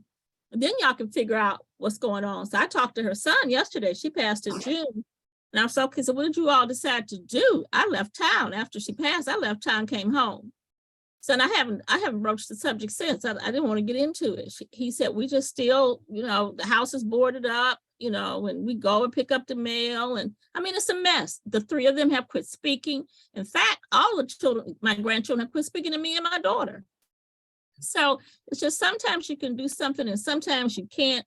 If you talk to a person, possibly that if his grandmama, and maybe she has a favorite son, a favorite nephew, maybe they can talk to her, with somebody else, so the nephew or the son doesn't steal everything or, misappropriate or, redirect it, but try to find someone he or she is comfortable with. And then, can we start making arrangements, all this hard work, all your suffering and, just make it about all of they spent making this happen. Can you give us some direction? So maybe just, appealing to their heart and their, the life of time that they spent putting into it. But sometimes they're like my daughter. I just don't want you to know. I'm going to take it to the grave and you figure it out once I'm gone. I don't care.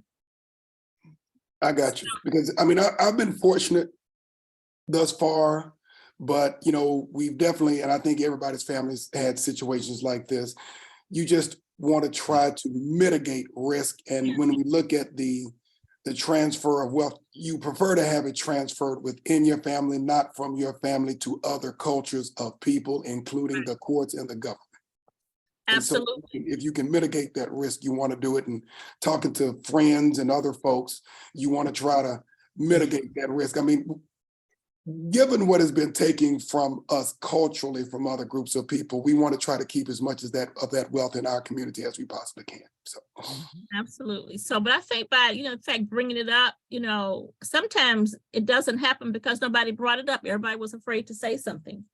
And so by just bringing a subject up, in a tactful manner, maybe, not in a public manner, but maybe with just one or two people that the person is close to and doesn't mind knowing. But like, Brother Talib said earlier, I mean, husband doesn't want wife to know and wife doesn't want husband to know. So it's really, really, and my mother, she was very practical. And in the end, she gave me all her policies, told me everything went where and et cetera. So it made it easy for me, but a lot depends on the individual. Sister Hope.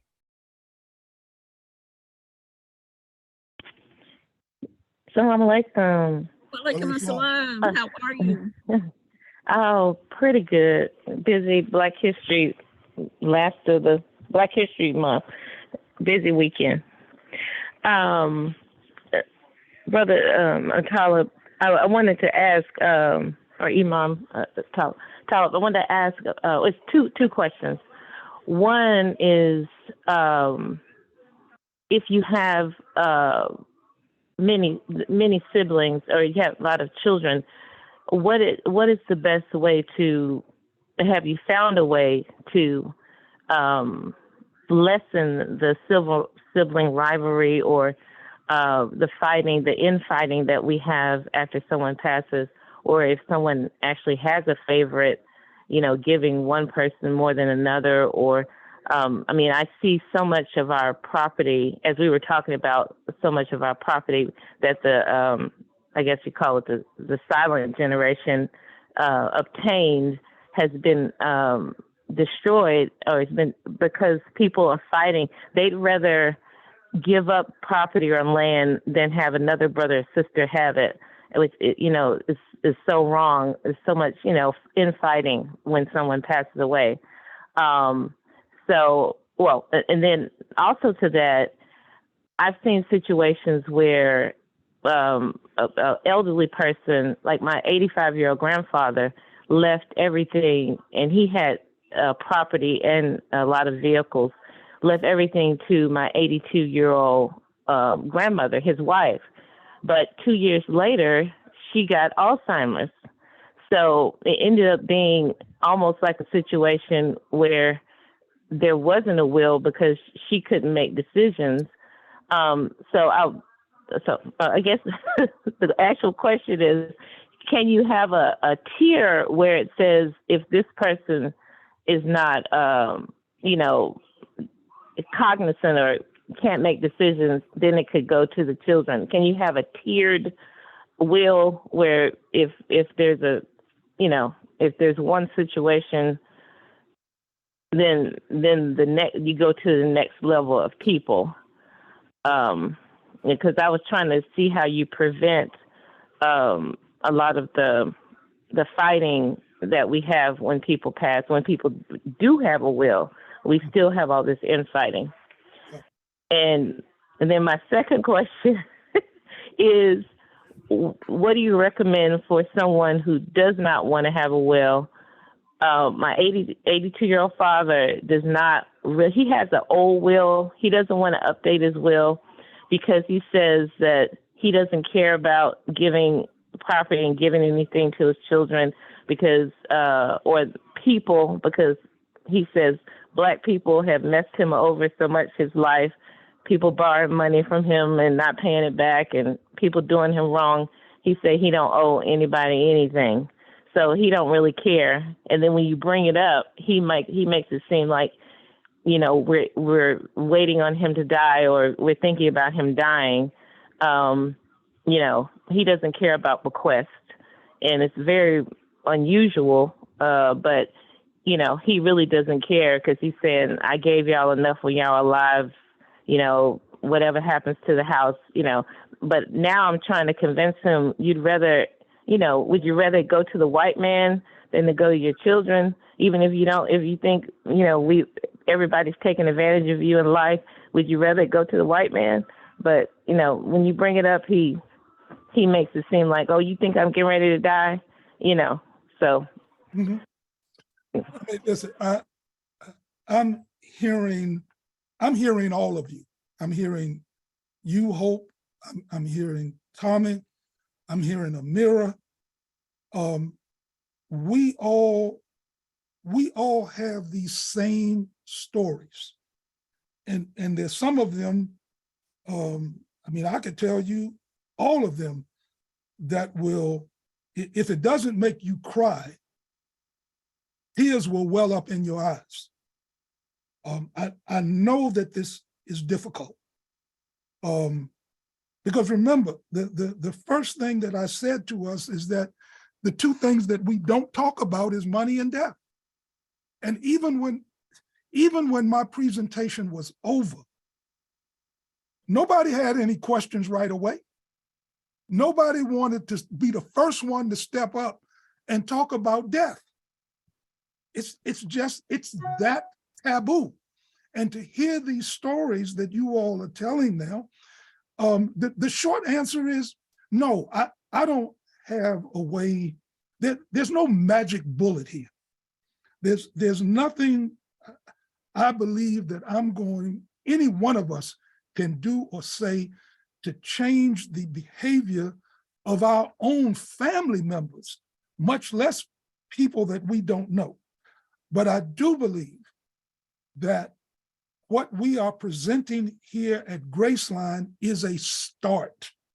It is a way for us to be able to broach this conversation.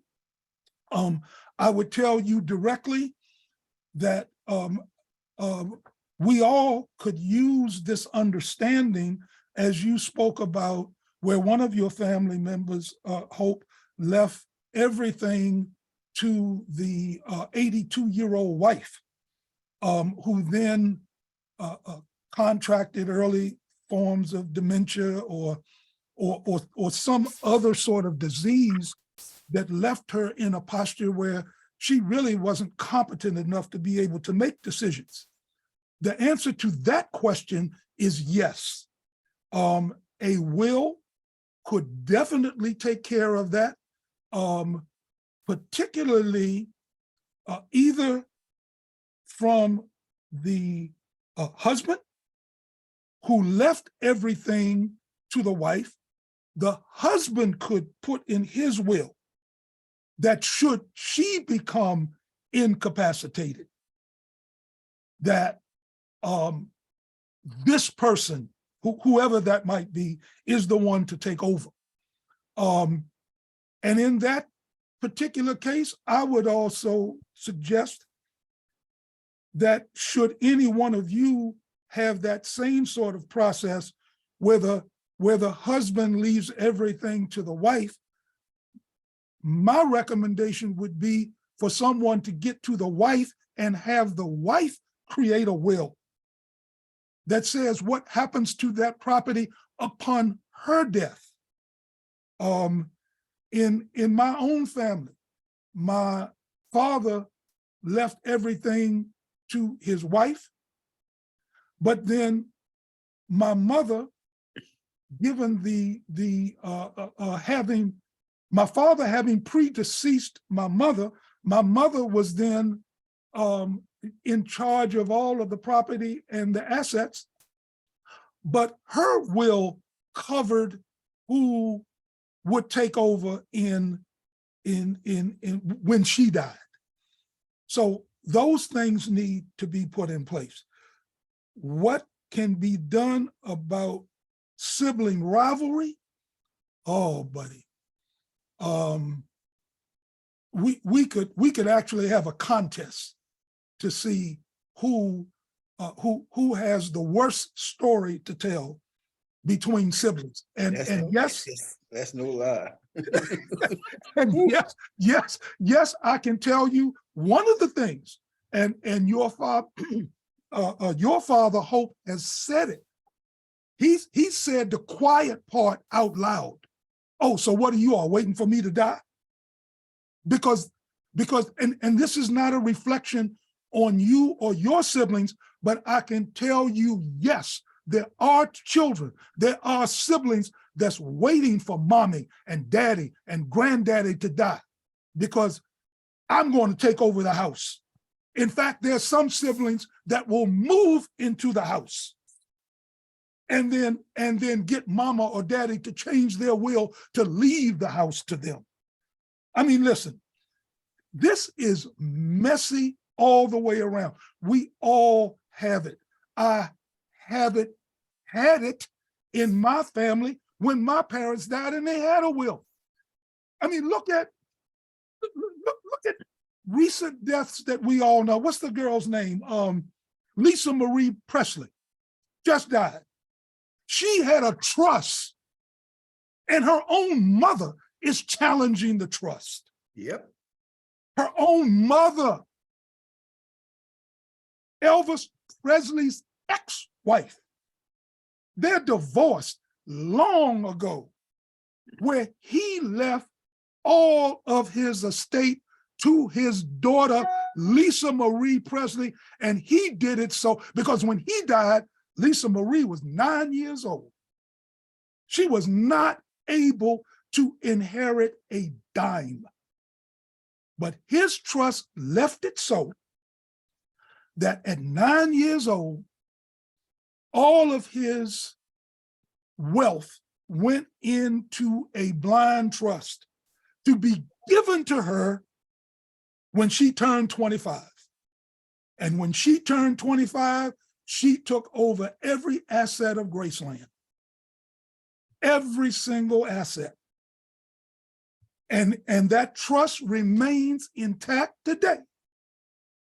But her mother is challenging the trust because Lisa Marie made her daughter a trustee. Yeah.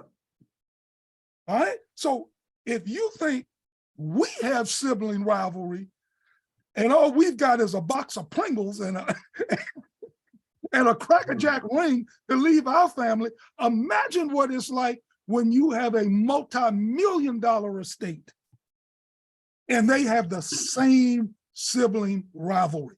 Absolutely. And this what I'm saying to us is that death transcends any amount of money you may have, any amount of family relationships you may have. This ain't got nothing to do with black and white. This has everything to do with human beings and how we respond and react, not only to each other, but more specifically when it comes to money and when it comes to death. If you want to see the worst in people, I mean the absolute worst, get in a room full of people and put some money on the table and see how they respond. Yes, sir. That's a fact. It is, but that's the bad news. The good news is that there are solutions out there for all of us. And one of the first solutions, the very first solution that all of us, you, me, Tommy, Hope, Amira, the first thing that we can do is to make sure that we have our stuff together. Because it's not doing any good to go out there and you want to preach to the choir and you don't have your stuff together. I mean, listen, just recently I went cemetery shopping. Not just for myself, but for 3 members of my family. And there are 4 of us. But my son said, listen, Dad, I've got my own life. If you get 3 plots, that'll be enough. Don't get one for me. But if I die before you, fine. We've got a plot already that you can put me in. But I don't know where my family is going to be. He's 22 years old. He doesn't know where he's going to be 10, 15, 20. Should he live to be my age? But the family, me, and the rest of my family, we went cemetery shopping. We all need to do the same thing, to get our house in order. And once we do, then we will be in a better position to talk to our other family members about what we've done. You know, listen, one day you'll be able to go to your family and say, listen, I've made out my will. I've named so-and-so as my personal representative. They know where my original will is. When you start talking to them, letting them know what it is you've done, how you've expressed your funeral and your burial arrangement. I've already made arrangements for my janazah. You can call so-and-so. Here's the number that you can call when I die. These arrangements have already been made. Once you get your house in order, the rest of the family at some point is going to follow suit. I don't know when that's going to be, but we have a responsibility to plant that seed and then let Allah do the rest. Yes, sir. That's all you can do. Plant the seed. You know. Sister Hope, I see your hand is still up. Did you have another question? No, ma'am. This is my first time doing the hand. I didn't know you had to put it down, so I'll do that now. Sorry, I didn't know about the *9 before. Look, that's all right, Sister Hope. We all been in that position.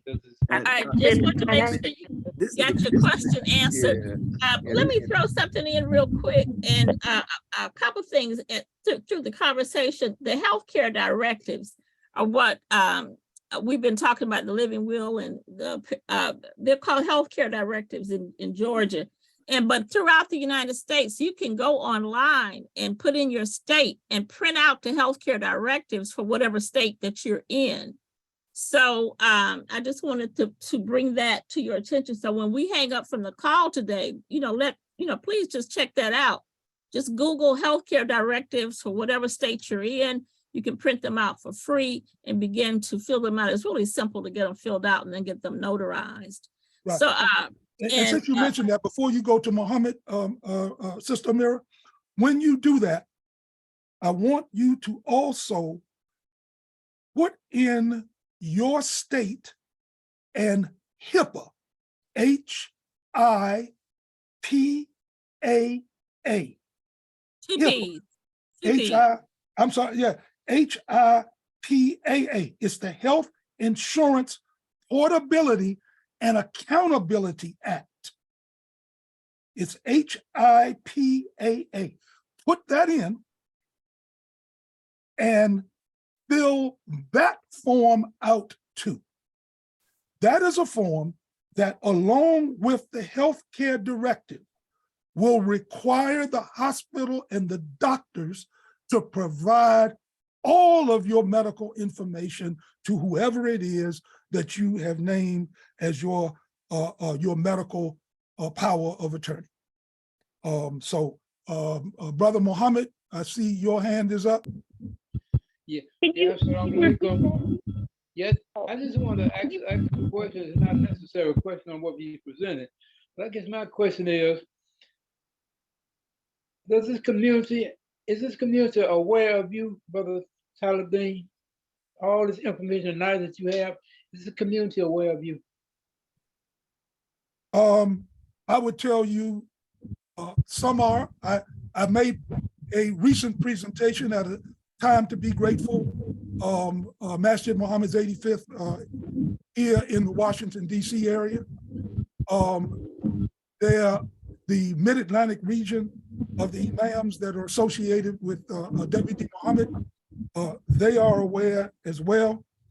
And I am positioning myself to become more known, not in just this Muslim community, but the African American community in particular, about this information that Allah has blessed me with and made me responsible getting out to as many people as I can.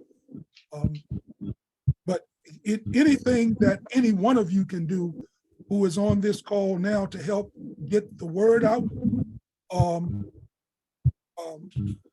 I can put in the chat, I guess, a way for people to get in touch with me, so that we will be able to spread the word about Graceline and this message, so that more people can learn about this. And I'm encouraging us, particularly those of us in Graceline, to continue putting this message out there to our community, until it does become word of mouth. So thank you for that question. Very welcome. Thank you. Assalamu alaikum. Walaikum assalam. So we are approaching 12 o'clock, and we always like to end on time, and we don't ask you to hang up after we end. We want to end. We do give respect to those who need to leave at 12. So we've got about a minute or two before we have the closing dua, if there are any other questions that you may have. And then what was one other point in terms of making a contingent beneficiary on your life insurance forms? They'll ask you for primary beneficiaries. and they'll ask what percentage, in case you have two, I have two kids, so I'm leaving 50-50. So you delegate, you indicate how much percentage you're leaving each. But also there will be a place on the life insurance forms for contingent beneficiaries, so that at the time of death, if your children aren't living or not able to receive, there is a contingent beneficiary. So that's what that means. When you look at your life insurance policies, you can add a contingent. There was something in the chat. What was it? Oh, so Imam Talib he has put his contact information in the chat. So are there any other questions? If not, we're going to just go on and have the dua to respect people's time. And we invite you to stay afterwards to continue the conversation. A'udhu billahi minash shaitani rajim. Bismillahir rahmanir rahim. Rabbana hasnatan fil akhirati hasnatan wa qina adhaban nar. Oh Allah, give us good in this world, good in the after, and protect us from the torment of the fire. Ameen. Ameen. Okay. All right. So, but there's a million stories. I like to watch the forensic shows and different crime shows, but I like the ones that are based in reality. And for some reason they don't seem to scare me. But invariably, a major motive for murder is the life insurance policy. Mm-hmm. Major motive. He killed her, she killed him. The second motive, if they got a lover and they want to get the life insurance policy. So greed is with us, but we just, this type of information that we have, enables us to put our affairs in order, as Brother Talib said. So we just start where we are. And then I had a client that I was talking with the other day, and she mentioned that her mother had passed and all her affairs were in order, and how that inspired her. She understood the value of seeing her, of having your affairs in order. So she was working, she called me about her insurance policy, and, we talked about updating things and et cetera. And it's the same thing as I said earlier about my mother. She died with all her affairs in order, and it made it easier for me. I could grieve without having to worry about how I was going to pay for this, or et cetera. So, and I'm doing the same thing with my children. I'm updating them as I go. I'm being inspired by this class. So I'm going through it with you all. I've gone and found records, and I said this last week, and Monday I went to the bank and I added, payable upon demand to my checking account. And that's what I've been doing. All my accounts, I've added the payable upon demand, my investment account. And then I let my children know that. I printed it out with their name on it, the bank name, et cetera. And I gave my daughter a copy in a plastic sleeve. So you don't lose it. It's not going to get, caught up in the drawer or under the bed. You'll know when you see this piece of paper in a plastic sleeve, oh, this is my mother's, this the payable upon demand. So just being that one person to inspire the next person to put things in order helps. Sister Hope. Yes. Yes. No, go ahead. Finish. Yes, Oh, I did. Please go ahead. Okay. I wanted that I can't talk today. The acronym you had of the form to give the hospital. Yeah. What was that again? It is the additional form. There's two different forms. Mm-hmm. There is one that is a medical power of attorney. Mm-hmm. Okay.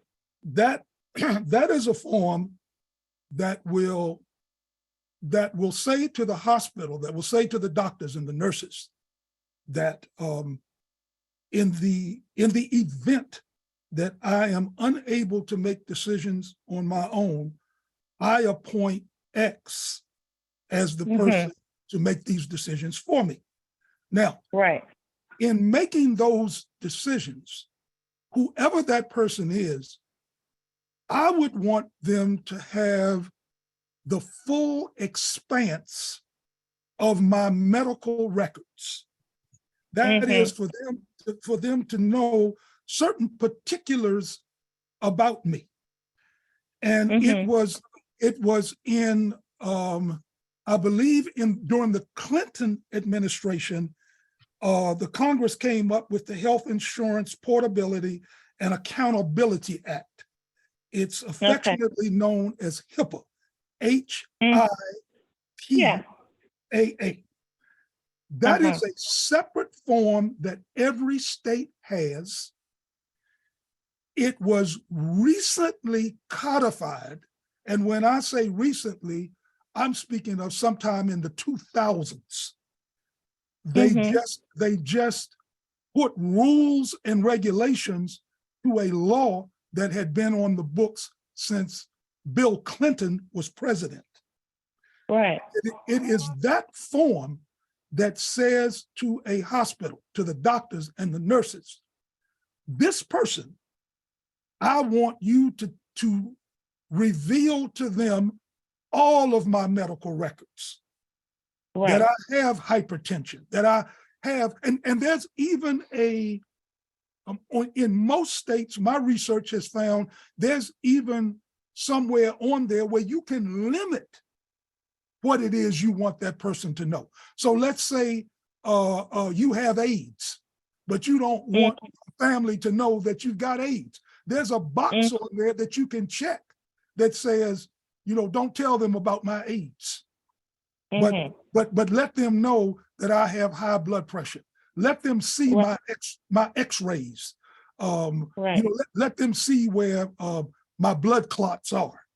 Things of that nature, so that this person can make that decision. Because without it, that medical power of attorney is going to be limited. Right. Okay. So yeah, go ahead.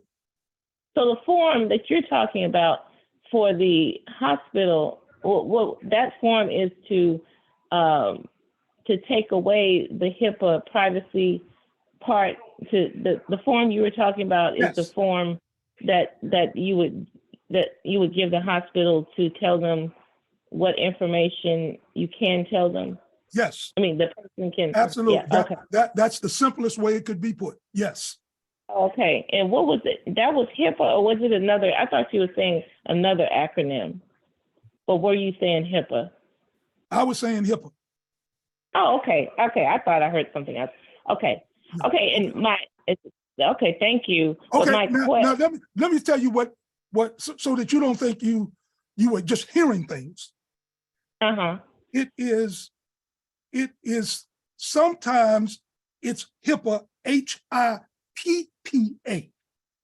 But if you were if you put that in, like Google will recognize it, but it will correct it. So that it comes, because it's technically, the law is the Health Insurance Portability and Accountability Act. That's the HIPAA. So that may have been what you heard as a second acronym.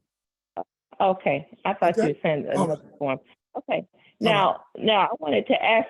Thank you so much for that. I wanted to ask about burial. Okay, my grandfather had bought he bought 5 plots.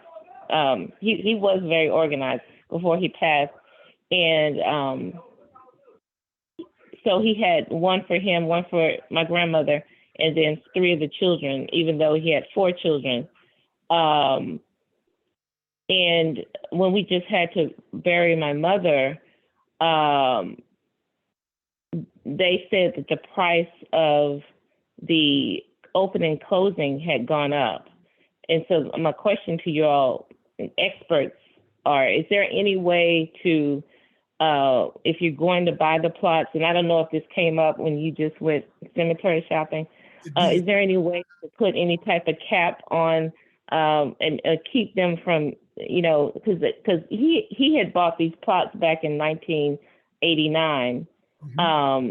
So at a very popular cemetery in Dallas for Black people. So I mean, they can put any price. I mean, they could just say, oh, yeah, he bought all this, everything's paid. Because, we're saying, oh, everything's paid for.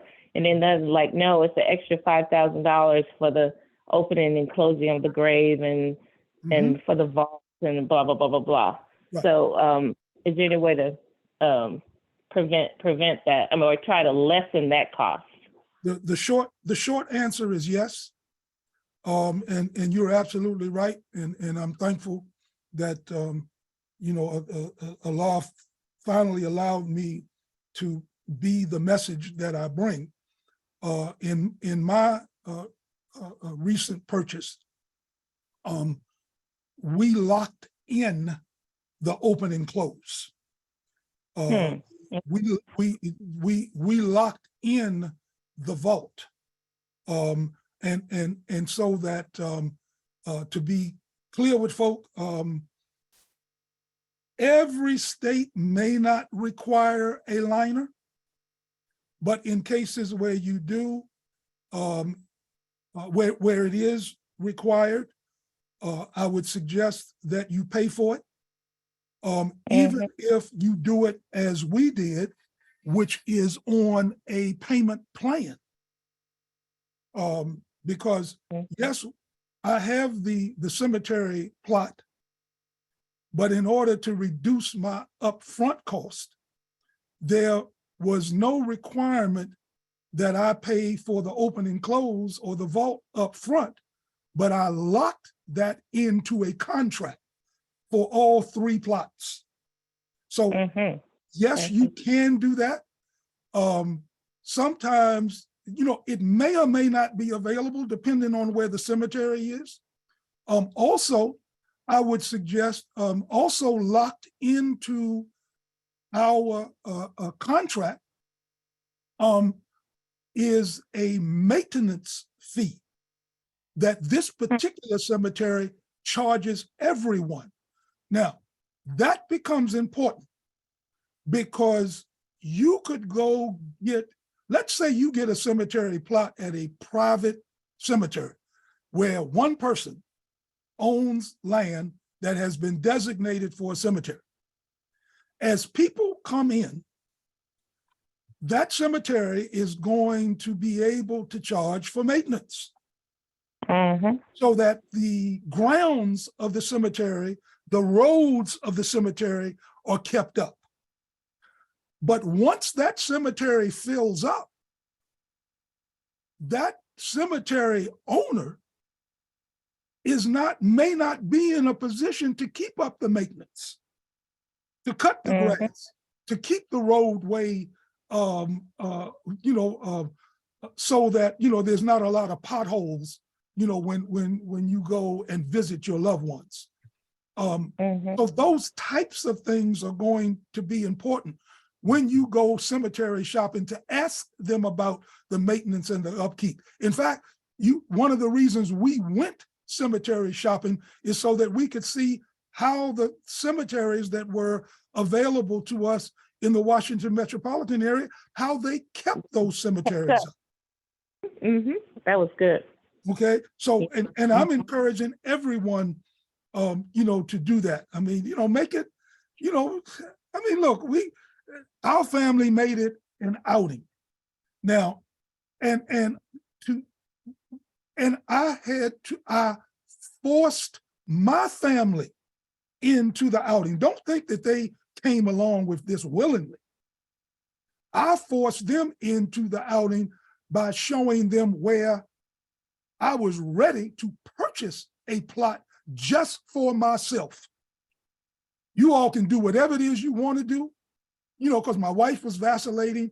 She's not from Washington, D.C. She's from Providence, Rhode Island. She thought that she might wanted to be buried in Providence with the rest of her core family that made up, and she's got a large family.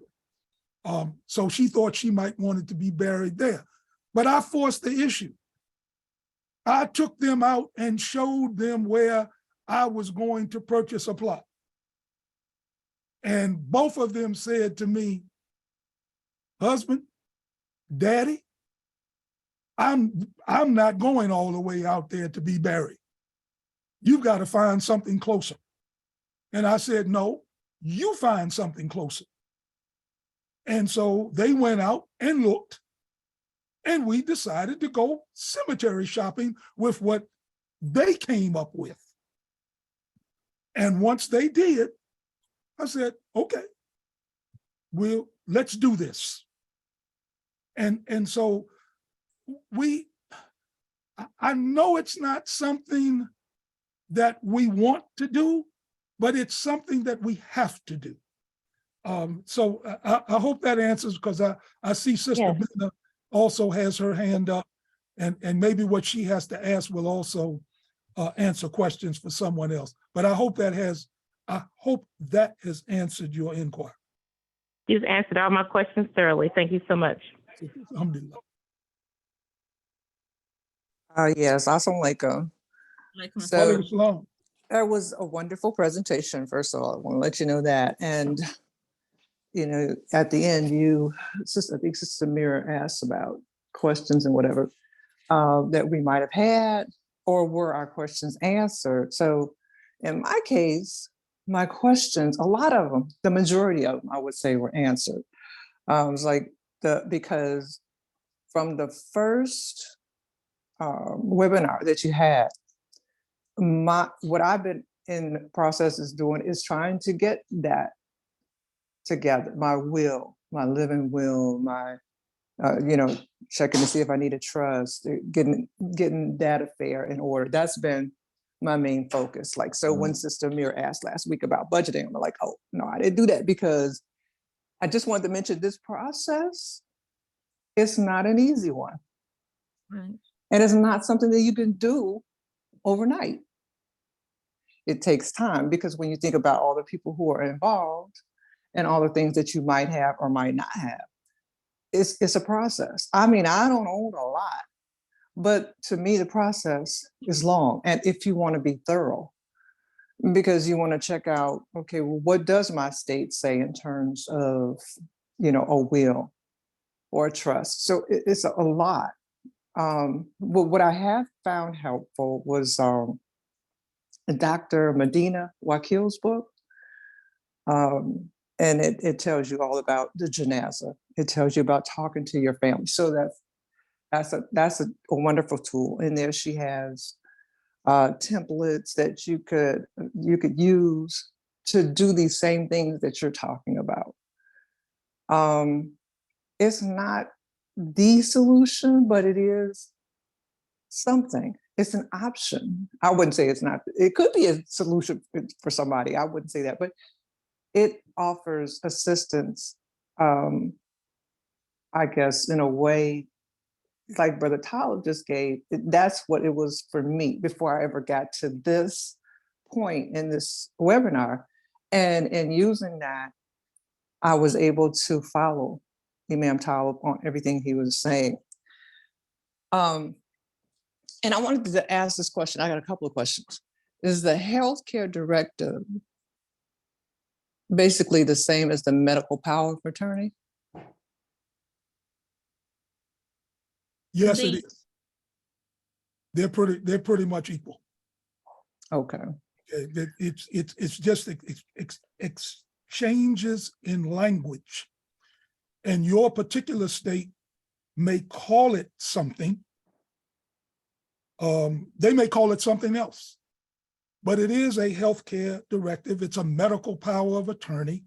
There are different languages that they use to say the same thing. But here is something that I want to add to that. And I think Edward was the one who brought to our attention what was good at one hospital did not carry over to the next one. There have been experiences that people have had with these powers of attorney, whether they're medical or whether they're financial, that I would suggest that in either case, go into your bank. If you have a local hospital that you think is where you're going to end up, or where you may already direct your family as to where you want to be taken should you have to be hospitalized. Find out from that bank, find out from that hospital, this financial power of attorney that I have, will it be acceptable to your bank? Is this acceptable to your financial institution? Is it acceptable to your hospital? Because what you don't want is you don't want to have these documents that you think you've got in place and then have the person that you have designated as your financial power of attorney take that into the bank, and then the bank say to you, well, let me run this past our legal department.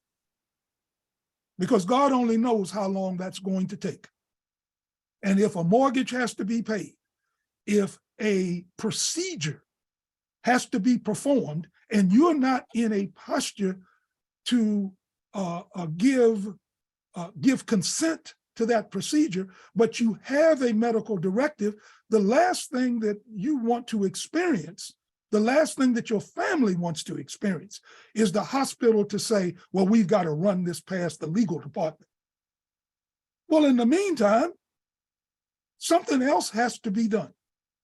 And so to the extent that you can, I like to suggest that people check with those in the medical industry, even if you had to pay someone to, like an attorney, or an attorney, not like one, but an attorney to substantiate that this document is legally sound and there's no reason why any hospital would not accept it.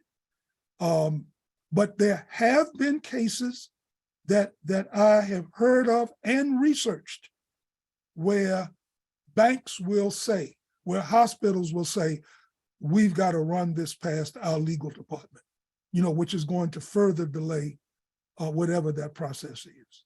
So that would be my recommendation to us. And so will a trust, I'm sorry. Go ahead, Bina. So will a trust take care of that legal situation? If you were to incorporate all those things within the trust, would that still be an issue that you have to deal with? It would be, yes, it would still be an issue, because within the confines of the trust, within your trust documents, there is a separate document for medical. There's a separate document for financial, and there should also be a separate document for the HIPAA form within the trust, because it is those documents, in this case, since we're talking about the medical power of attorney or the healthcare directive, there is within the trust a separate tab for healthcare, but it is a part of the trust. And what I am cautioning people about is, and when I say cautioning you, this is a recent caution, because this was something that I started researching a few months ago and found evidence to suggest that this could come up. Now, it did not come up in my case with my mother or my father. They had a medical directive and the hospital recognized that directive, but that was in the early 2000s, 2007, 2008. I don't know if that applies today. So I did the research and found out there were cases that were not like my parents. So I'm just giving us this word of caution that anything is subject to change. I thought a trust was safe. I thought my own trust was safe until Lisa Marie Presley died and her mother decided, I'm going to sue the estate. I'm suing the trust. So things can change in the legal profession where what once was will no longer be. And I think we saw evidence of that. We see evidence of that even with recent Supreme Court decisions that have come down, where we thought the Voting Rights Act was safe, where we thought the right to an abortion was safe. Now it's changed. So I think to be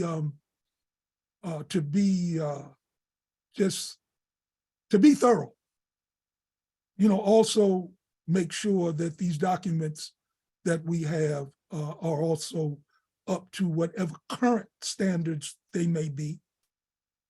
And you're going to, I'm telling you now, you're going to open up a door that even your banks and your hospitals have not given full thought to. And so when you go in with these documents and ask the bank, does this financial power of attorney cover what the bank wants me to have? That person that you go to, they're going to have to go to somebody else because no one has ever come in and asked that question. So you're already going to be one step ahead of the game. And that would be my recommendation to you. But check your state, whatever your state is, to make sure that your documents comply with whatever the state laws or the state rules are. Yes, sir. So then my other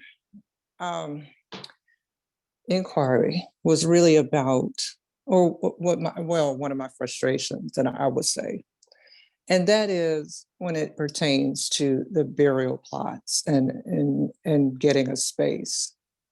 So, you're in a place you think, okay, well, this is where I'm going to be.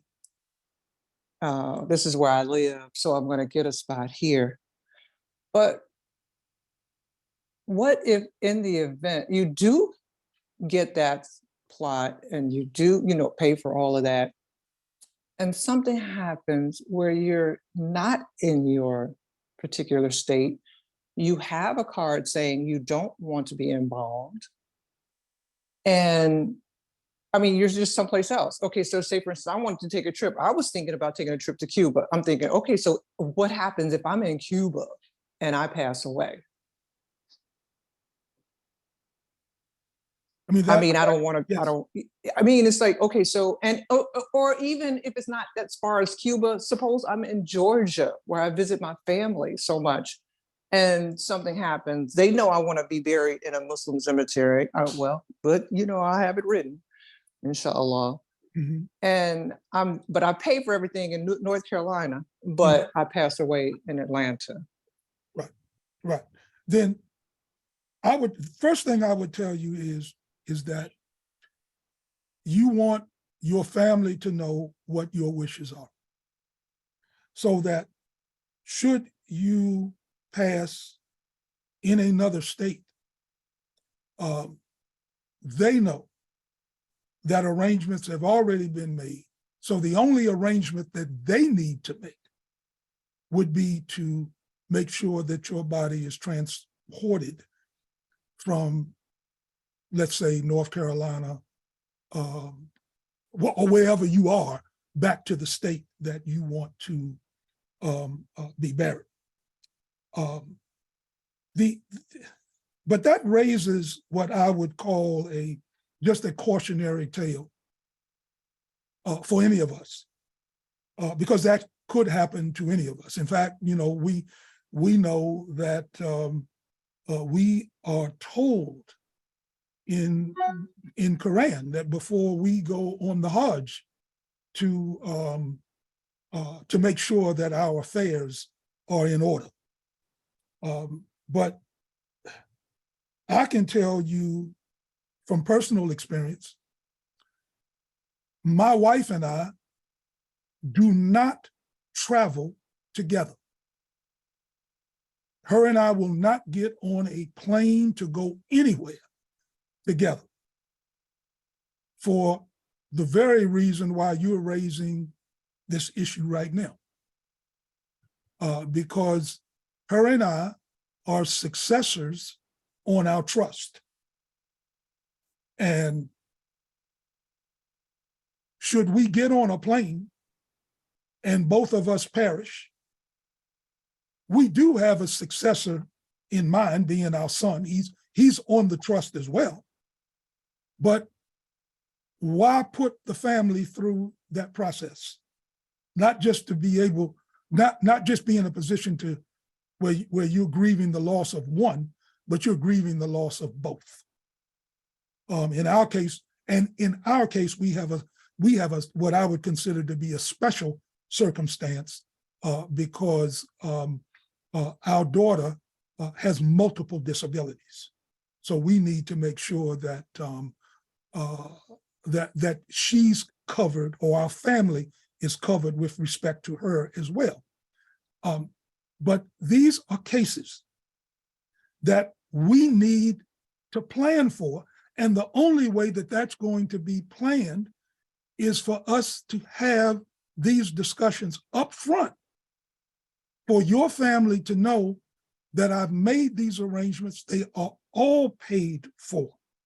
And I'm asking you all, as my next of kin, whoever it may be, that should I meet my death someplace other than the state where I want to be buried, other than the county where I want to be buried, that you all please get my body back to that state so that I can be buried as I wish. That's the only advice that I could give you. Perhaps someone else has some other things that they may want to contribute. Brother Adam has his hand up, but let me, so while he's unmuting, let me add this, asking about the hadith that says a Muslim is buried where they die.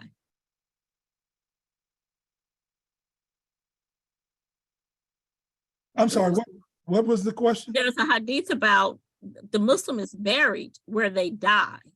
We don't transport ourselves from one place to another. If I die in Vegas, I'm buried in Vegas. And that's the thing that I was really talking about. So, I mean, so then it's just charity that I paid at the place that I decided that I was going to be in, or I thought I would be in here in North Carolina. Sometimes they give the money back. Brother Adam, go ahead. Let me say this. Okay. A burial plot is real estate, right? It's real estate. And if you made arrangements 20 years ago for that plot, in most cases, that plot is worth more than what you paid for it. So that plot can be part of your estate. You can sell it to someone else. You're not stuck with it, unless it's one of them back road country places that nobody can find. You won't be stuck with it. And I'm finding that out now. Just make some inquiries on my brother. He's not Muslim, so I mean, here locally we're blessed as Muslims because we have a Muslim cemetery, and for the most part, someone could die in the morning and be buried in the evening as long as that death is unquestionable, and the medical examiner signs off on it. And really, they don't charge much for the plot right now. The only question is, I'm glad you brought up, Talib, is the upkeep of it going down the road, and that might be a problem.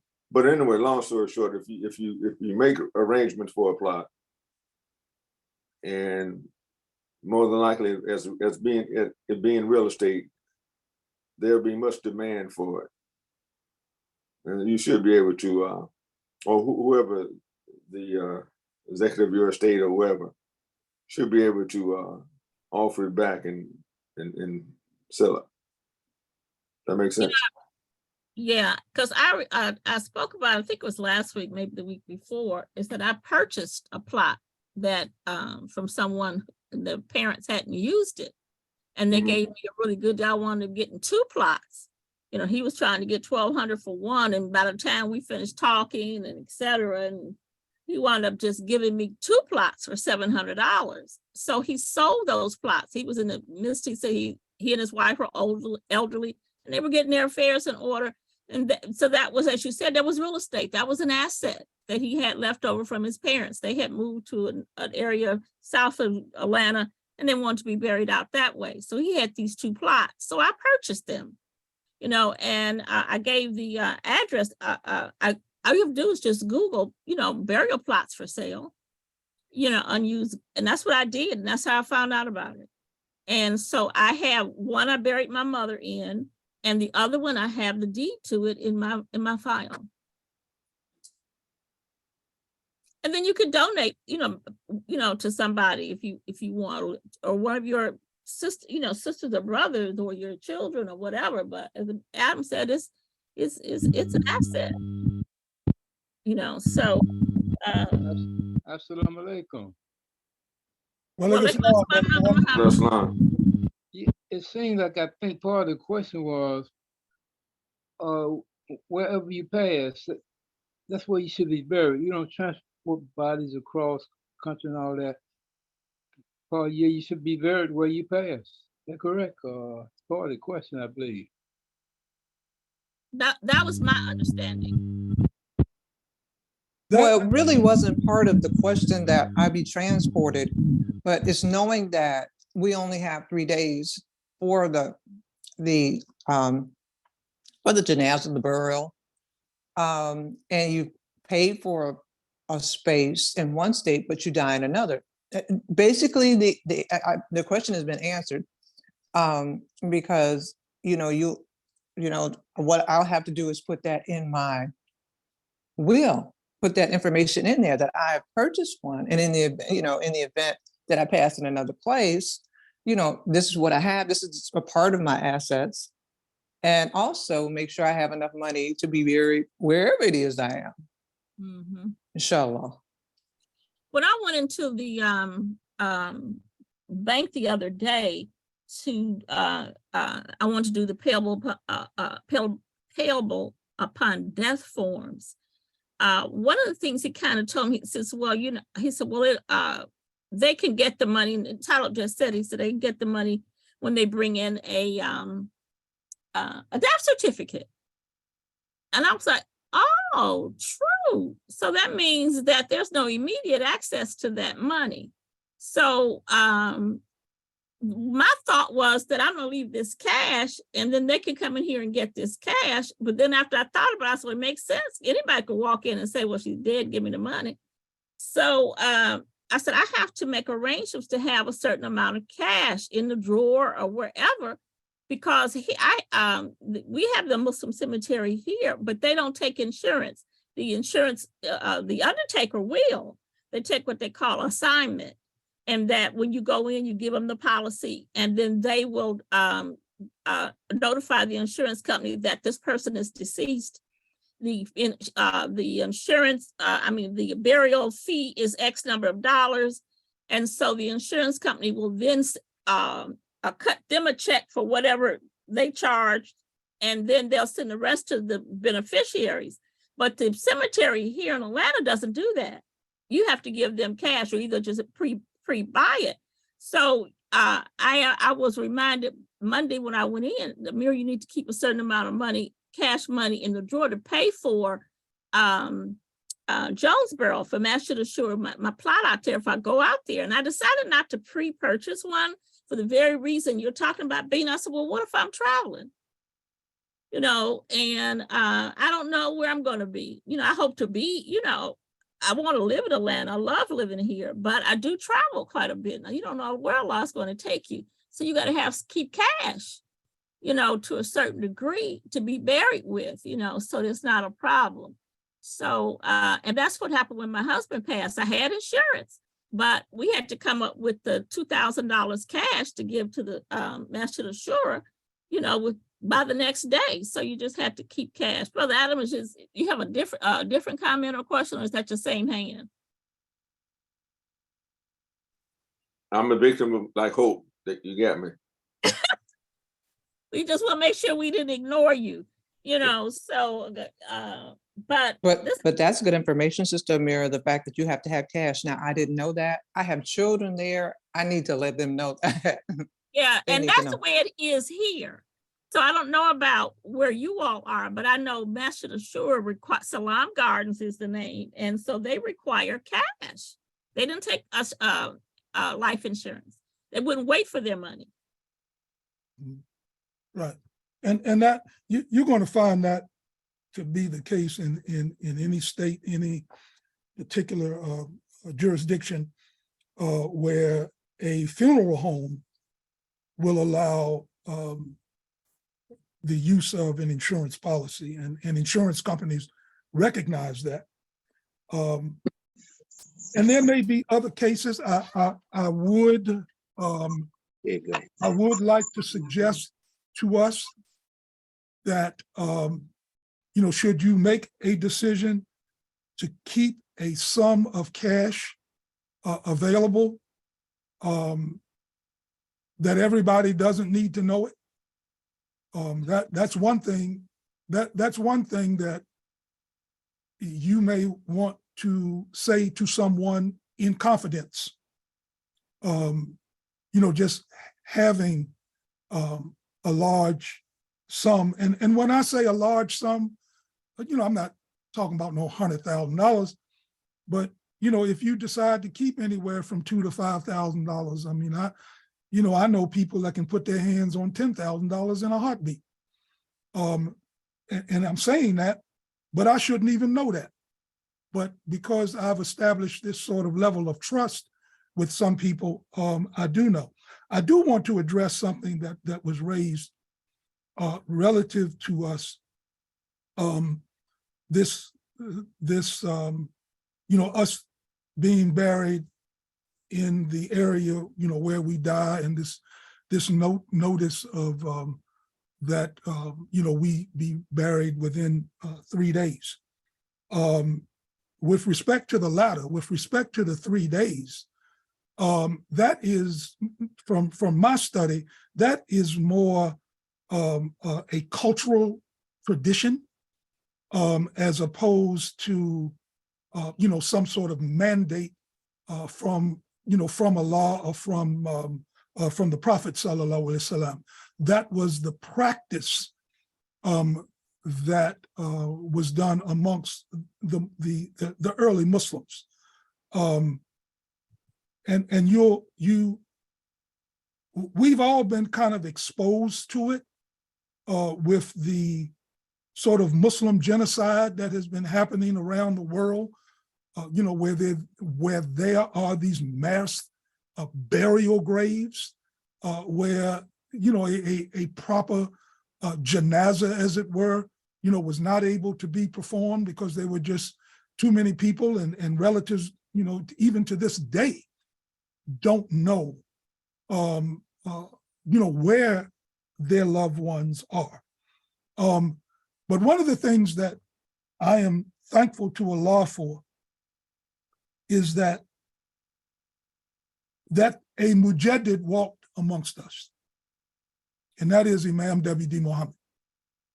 And one of the things that he always encouraged us to do was to follow the logic to its logical conclusion. And that leaves us in a position, it leaves me in a position where I use my intelligence to decide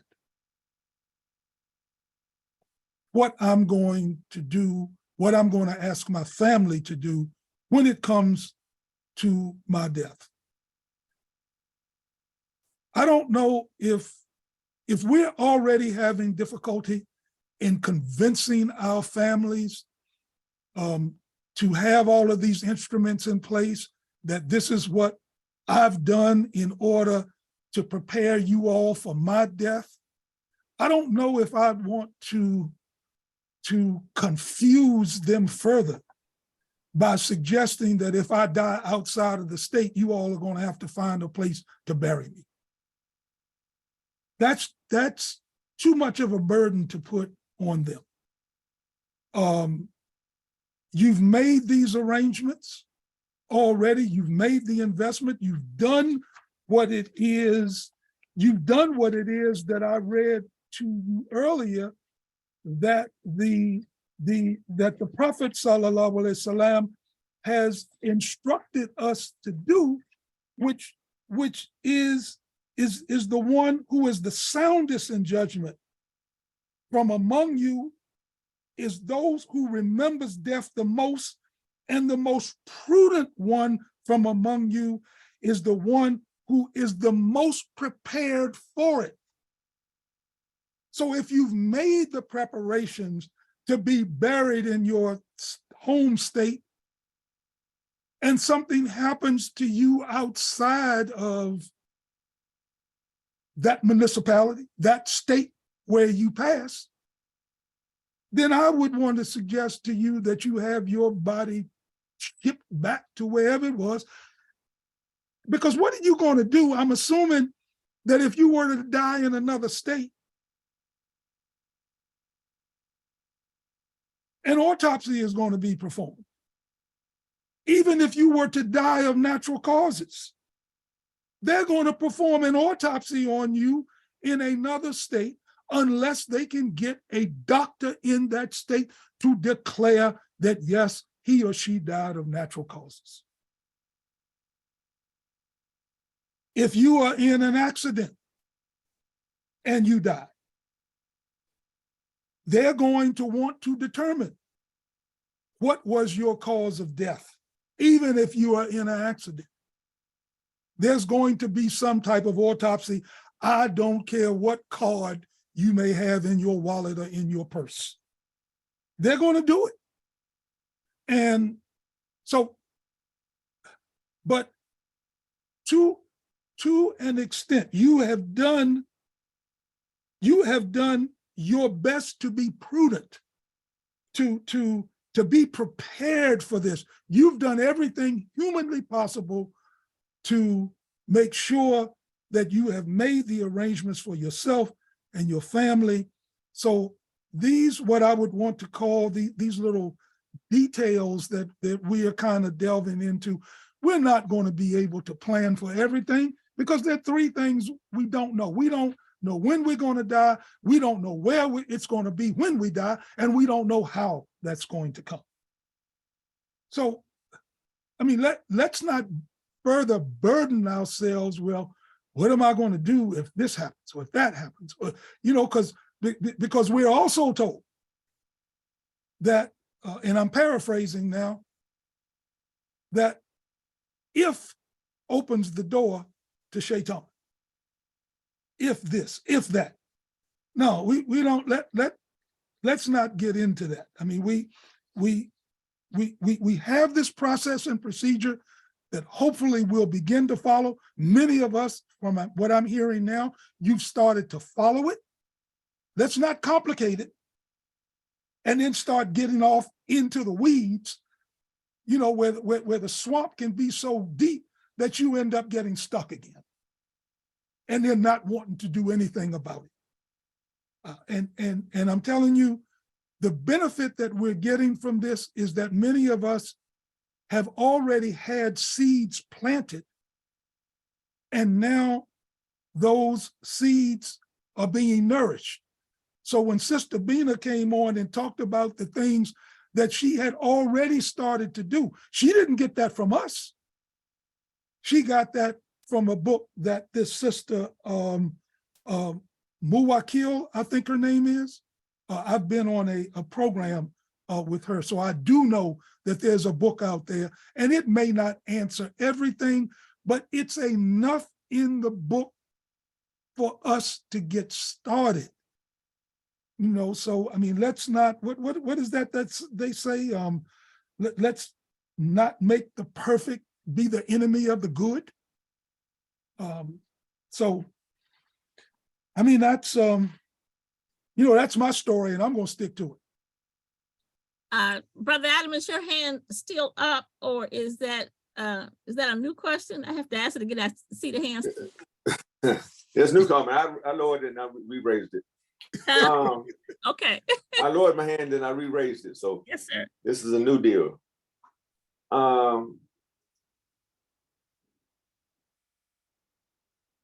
We as a community really need to practice Shura and come to a reasoning that we follow.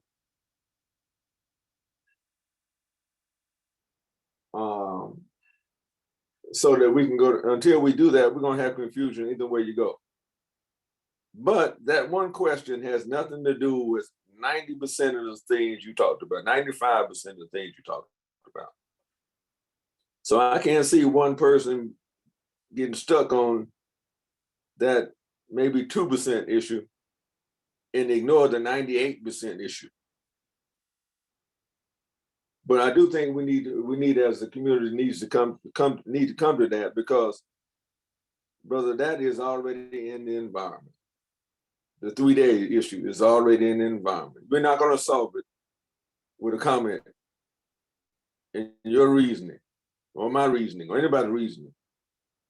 We as a community need to come up with some kind of Shura to address it. Right. And I'm just being real. Yes, sir. It's baked in the cake. I mean, you can say it's cultural or whatever. Yes. Yes. I mean, I can understand, back in the days of the prophet, they had no refrigerators. So if you didn't put that bottle in the ground, it was going to be stinking. If you didn't put that bottle in the ground, there would be disease, the potential of diseases and things. So it makes sense. It makes sense to do that, right? To put it in the ground. And it wasn't no idea of taking it to where they were born. You can forget that. If they were from Medina and died in Mecca, they were gonna get buried in Mecca. Mm-hmm. All right? So those types of things. But the overriding other things that you presented is excellent food for thought that we should act on, right? And because if your family is arguing, whether you had an autopsy or not ain't gonna be part of the argument. They want their money, right? So anyway, I just want to leave it at that. Alhamdulillah. I Googled, how do you, about if you die and moving the body from one state to another. And so it gave some directions. And so it's not that complicated. Notify the funeral home, ship the body. The body has to be, in some states, embalmed. In some states, you ship the body in dry ice, but you have another level of expense there, so it just becomes 6 on one hand, half a dozen on the others. But Islam is, Adam makes a good point. One of the things I've always loved about this religion is it's real simple. If I die here, bury me here. Just make it easy on me, and but majority of what, as Adam said, what we've discussed is going to apply to the majority of us. But it's good to know, the ins and outs, as opposed to trying to learn the ins and outs of something maybe during a crisis.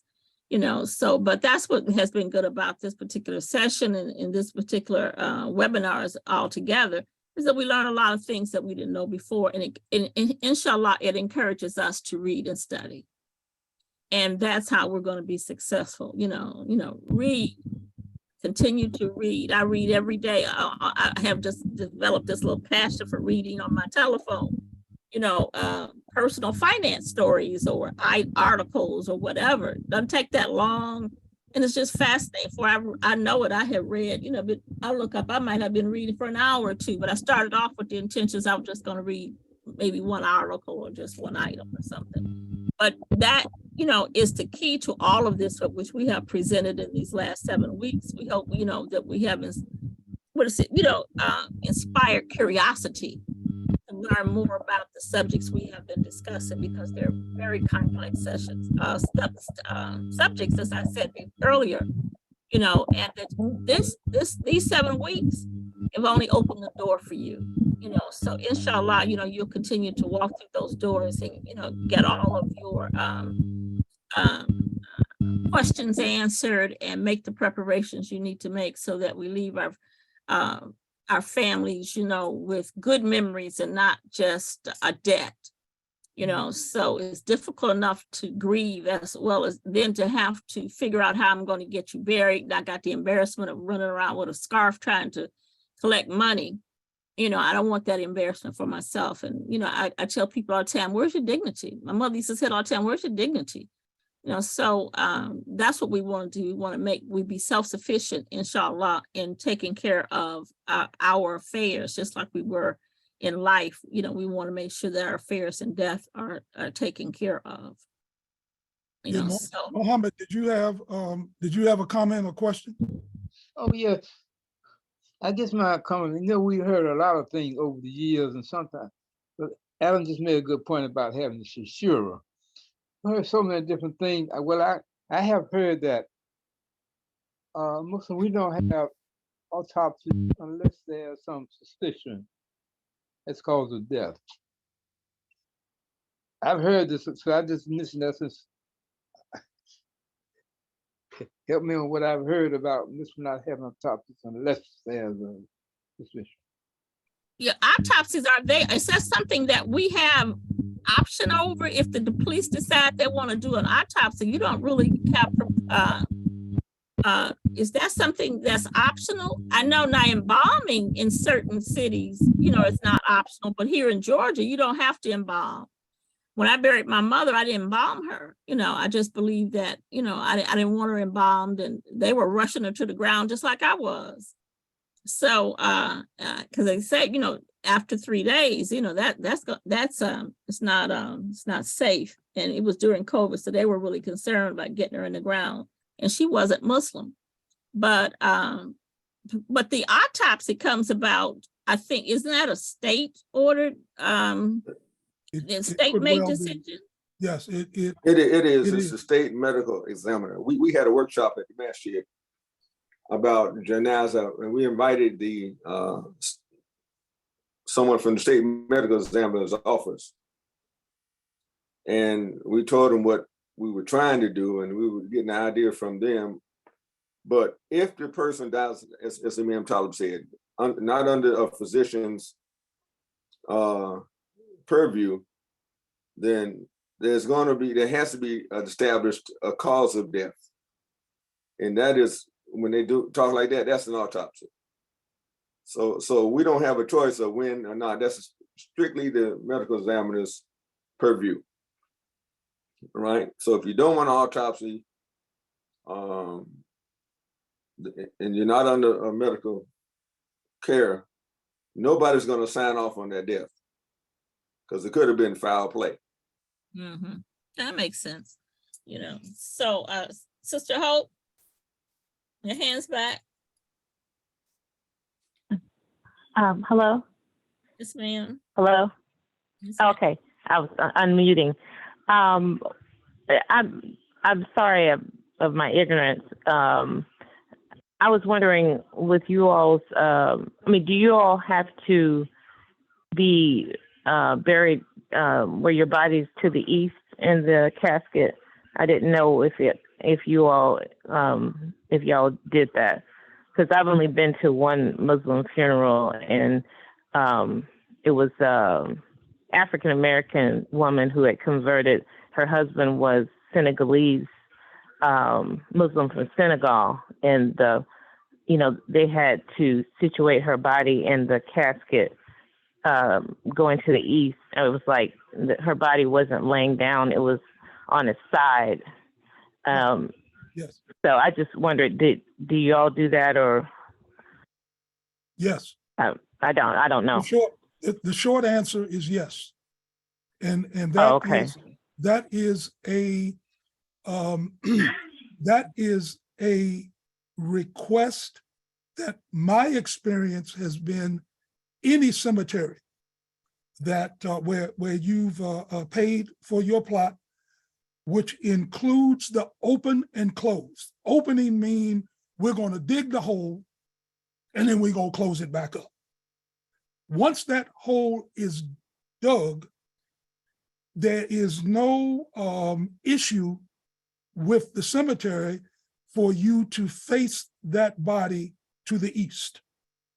Sometimes it will require the body being turned on its side. That is, in fact, when my family and I went cemetery shopping, I looked at the plots that were made available to us and determined that it wouldn't matter in my particular case because the plot itself was already going east and west. Right. So, but that needs to be considered. Yeah. It needs to be considered, and it is something that any cemetery that I've had experience with will honor. And one of the other things, and this is, I made a note of this. This is slightly off of, this is off of Hope's topic, but I got to raise it while I'm thinking about it.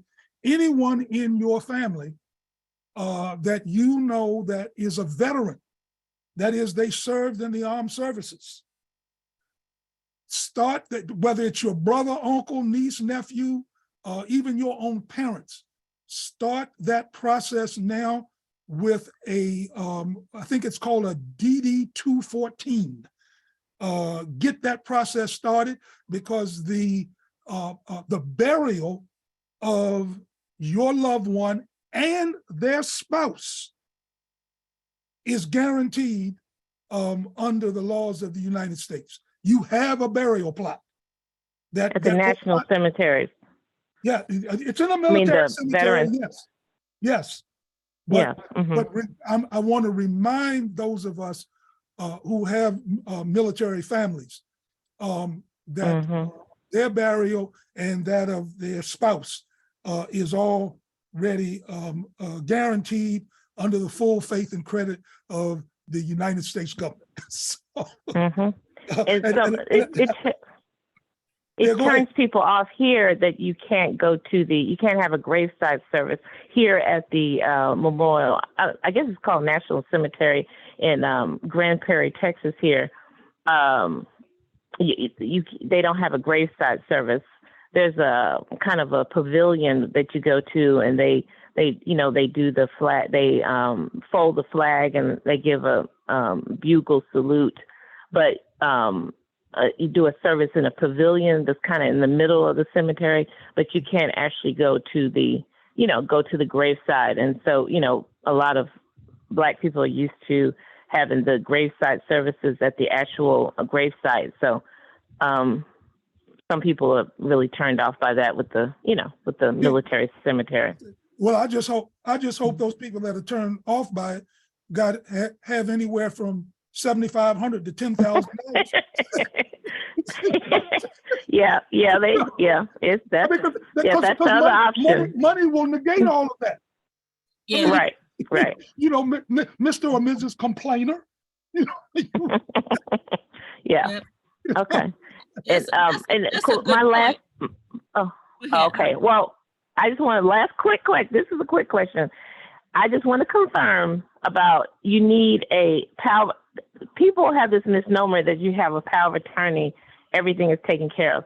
You have to have a power of attorney and an executor, right? Because the power of attorney ends when you pass away. And then once you pass away, you need an executor of your estate. Yes. Is that correct? Absolutely. In most states? Yes, in every state. Okay. With a power of attorney for anything, whether it's finance or healthcare, dies, it becomes invalid upon your death, immediately upon your death. It's no longer in place. And that is where your will or your trust will take over. And so Okay. you want the will to express who your personal representative is, what you've described as an executor. And Okay. there's also if you hear the word exectress, that is a female executor. I mean, these white people have made up stuff for everything. You know, so, Okay. you Okay. know, So I mean, power of attorney is just giving directions while you're alive. yes, If you're unable to make decisions for yourself, yes, that's the power of attorney. And then once you pass away, you need an executor, or sometimes it's your attorney. You could make your attorney your person that distributes your will and stuff. But yes, you also have you could have an executor, a person assigned to take care of your estate and your wishes. yes, yes. You Okay. absolutely Okay. can. And I will also say that in most states, I don't know because I haven't looked at everyone, but in most states, your personal representative will be compensated for their time and effort. So it's not like this person is not going to receive any compensation for the work that's involved in notifying your creditors that you have passed. A lot of states require that notice be posted in a local newspaper informing essentially the world of your death and allowing anyone to lay claim to any debt that you may still owe them. A lot of financial institutions, credit card companies, et cetera, will scour the obituaries of every state in this country. They're also, and let me be like it is with anything else, they're also predators that will look at the obituaries in your state. And don't be surprised if you get a phone call from one of them wanting to know, well, what you're going to do with the property. And I can help you with that. In my days coming up, that guy was called Snidely Whiplash. You know, he was always the character, you know, twisting his mustache because he had a plan for you. They're already trying to get every elderly Black person's land here in Dallas. They get 10 calls a day asking to buy buy their houses. It's harassment really at this point. And it's all the over. Dallas It's housing not market. just in Texas. It's across the country. It's everywhere. It's all over. Mm-hmm. But let me take a moment to, I'm sorry, Hope, go ahead. Thank y'all so much for this series. I'm just saying, I've learned so much, even though I only made it to 3 or 4, and I want to try to go back to the other 6, all 10 or whatever. I thank y'all so much. I've learned so much in the series. I mean, I thank y'all or us for doing it. Thank you so much. Alhamdulillah. I pulled out while we were talking, I pulled out my advanced directives. And so let me just read, and this may clarify that, and Hope I was listening to your last questions. In Georgia here, the durable power of attorney. This power of attorney authorizes another person, your agent, to make decisions concerning your property for you, the principal. Your agent will be able to make decisions and act with respect to your property, including your money, whether or not you are able to act for yourself. The meaning of authority over subjects listed on this form is explained, and they give the legalese. Okay, this power of attorney does not authorize the agent to make healthcare decisions for you. You should select someone you trust to serve as your agent, unless you specify otherwise in the special instructions. Generally, the agent's authority will continue until you die or revoke the power of attorney, or the agent resigns or is unable to act for you. Here in Georgia, your agent is not entitled to any compensation unless you state otherwise in the special instructions. Now, switching over to the one for healthcare, this is what it says, and I'm just going to read the first part of it. This is called here in Georgia Advanced Directive for Healthcare. And it's in little bitty print, so it means my little pretty red glasses go on. So this Advanced Directive for Healthcare has 4 parts. Part 1, the healthcare agent. This part allows you to choose someone to make healthcare decisions for you when you cannot or do not want to make healthcare decisions for yourself. The person you choose is called a healthcare agent. You may also have your healthcare agent make decisions for you after your death with respect to an autopsy, organ donation, body donation, and final disposition of your body. You should talk to your healthcare agent about this important role. Part 2, treatment preferences. This part allows you to start your treatment preferences if you have a terminal condition or if you're in a state of permanent unconsciousness. Part 2 will become effective only if you are unable to communicate your treatment preferences. Reasonable and appropriate efforts will be made to communicate with you about your treatment preferences before Part 2 becomes effective. You should talk to your family and others close to you about your treatment preferences. Part 3 is about guardianship. Part 4 is about effectiveness and signatures. So just if I thought maybe by reading those 2 the beginning of each, you could see the difference. One is for healthcare only. That's here in Georgia, it's the Georgia Advanced Directive for Healthcare. They can only make decisions about healthcare. The durable power of attorney, they can only make decisions about property and money, finances, and things of that nature.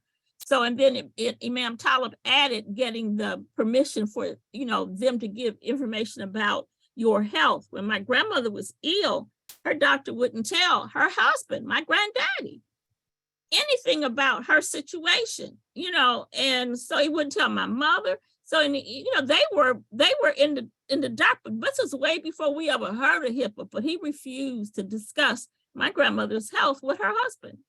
So that's that HIPAA form that they finally came up with decades after that situation. But I'm hoping, hope that hearing the first paragraph of both of them kind of gives you a better idea. Yes, thank you. If you can email that to me, I know it's even for Georgia, but that would I just like to see that language, if you can. No, just go get the one for your state. Go to healthcare directives for you, and it'll pull up a website and it'll allow you to pick the one for your state. Each state is different. Right. Yeah. Well, inshallah, I'll be in another state when I pass. Inshallah, I hope to be living in North Carolina or Ghana. I'm moving from Texas, but that's another story. Inshallah. No, it's not. That's not another story, Hope. That's the same story, because that is your life. And what I would suggest is that you turn over every stone relative to your life. So if you plan on leaving Texas, wherever it is you plan on going, then at least know what that's going to look like where you are. Yes. Whatever that may be. Now, it might not be Texas, but if you move to one of the other, what do they call it? The lower 48, see what I hope to retire in North Carolina and then have a second home in Ghana. But only God knows. Then do this. Then Google or whatever search engine you use, put in North Carolina power of attorney or North Carolina medical directive. Right. And then I will. It will then pull up the same thing that Amira was just reading to you, which I think was for the state of Georgia, Amira. Right.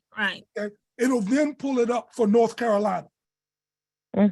So that you can see North Carolina's language. So you said power of attorney and then medical. Medical directive. And I'm telling you, if you just put in North Carolina healthcare directive, just put in healthcare directives it'll pull Healthcare up the directed. site, yes, and then you pick your state that you want to know about. Yep.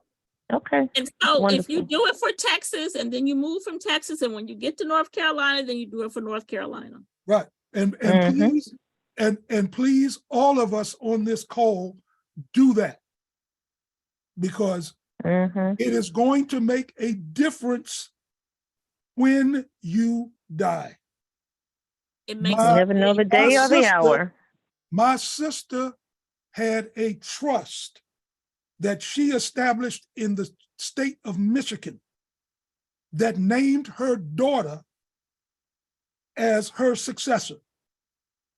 She then married someone from Washington, D.C., who had moved to Indiana. They both, after they got married, moved to Georgia. She died unexpectedly. God bless her.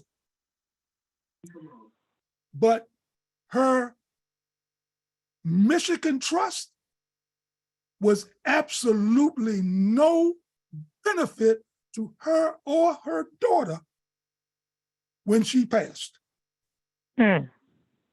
Because wow, she did what she needed to do. And this is how I learned. What she needed to do was, when she moved to the state of Georgia, is to reestablish her trust in accordance with the laws of the state of Georgia. And then that trust would have been accepted. The judge couldn't care less about a trust from Michigan. Yeah, let me tell you all a story, then I'm gonna have to leave. My daughter's fiance, his grandmother had been married to a guy, and decades ago he left her, went his separate way, and she went her separate way. She lived here in Georgia. He moved out to state, and subsequently got married to somebody else, right? So fast forward decades later, he dies. So the grandmother is notified her husband has died. So when she looks, and so they're like, let's see what he got, grandma. House, investment property, money, everything. Grandma took every dime because the woman wasn't legally married. Took whatever they had worked for. They had built a good life together, financial life together. Grandmama said, I don't care, it's mine. She put the woman out to her house because she was the legal wife. You know, so we have to take care, legally, you have to take care, you dot your I's, cross your T's. It makes a difference way down the road.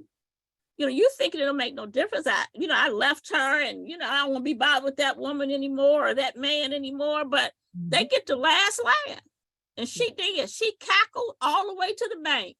She was so glad that man mistreated me. He finally got his comeuppance. He put that woman in the street. And listen, and I got to go. Assalamu alaikum, everybody. Wa alaikum salam. And this is a quite common.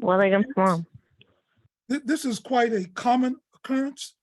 And in fact, we all know or have heard, or it happened in our own community.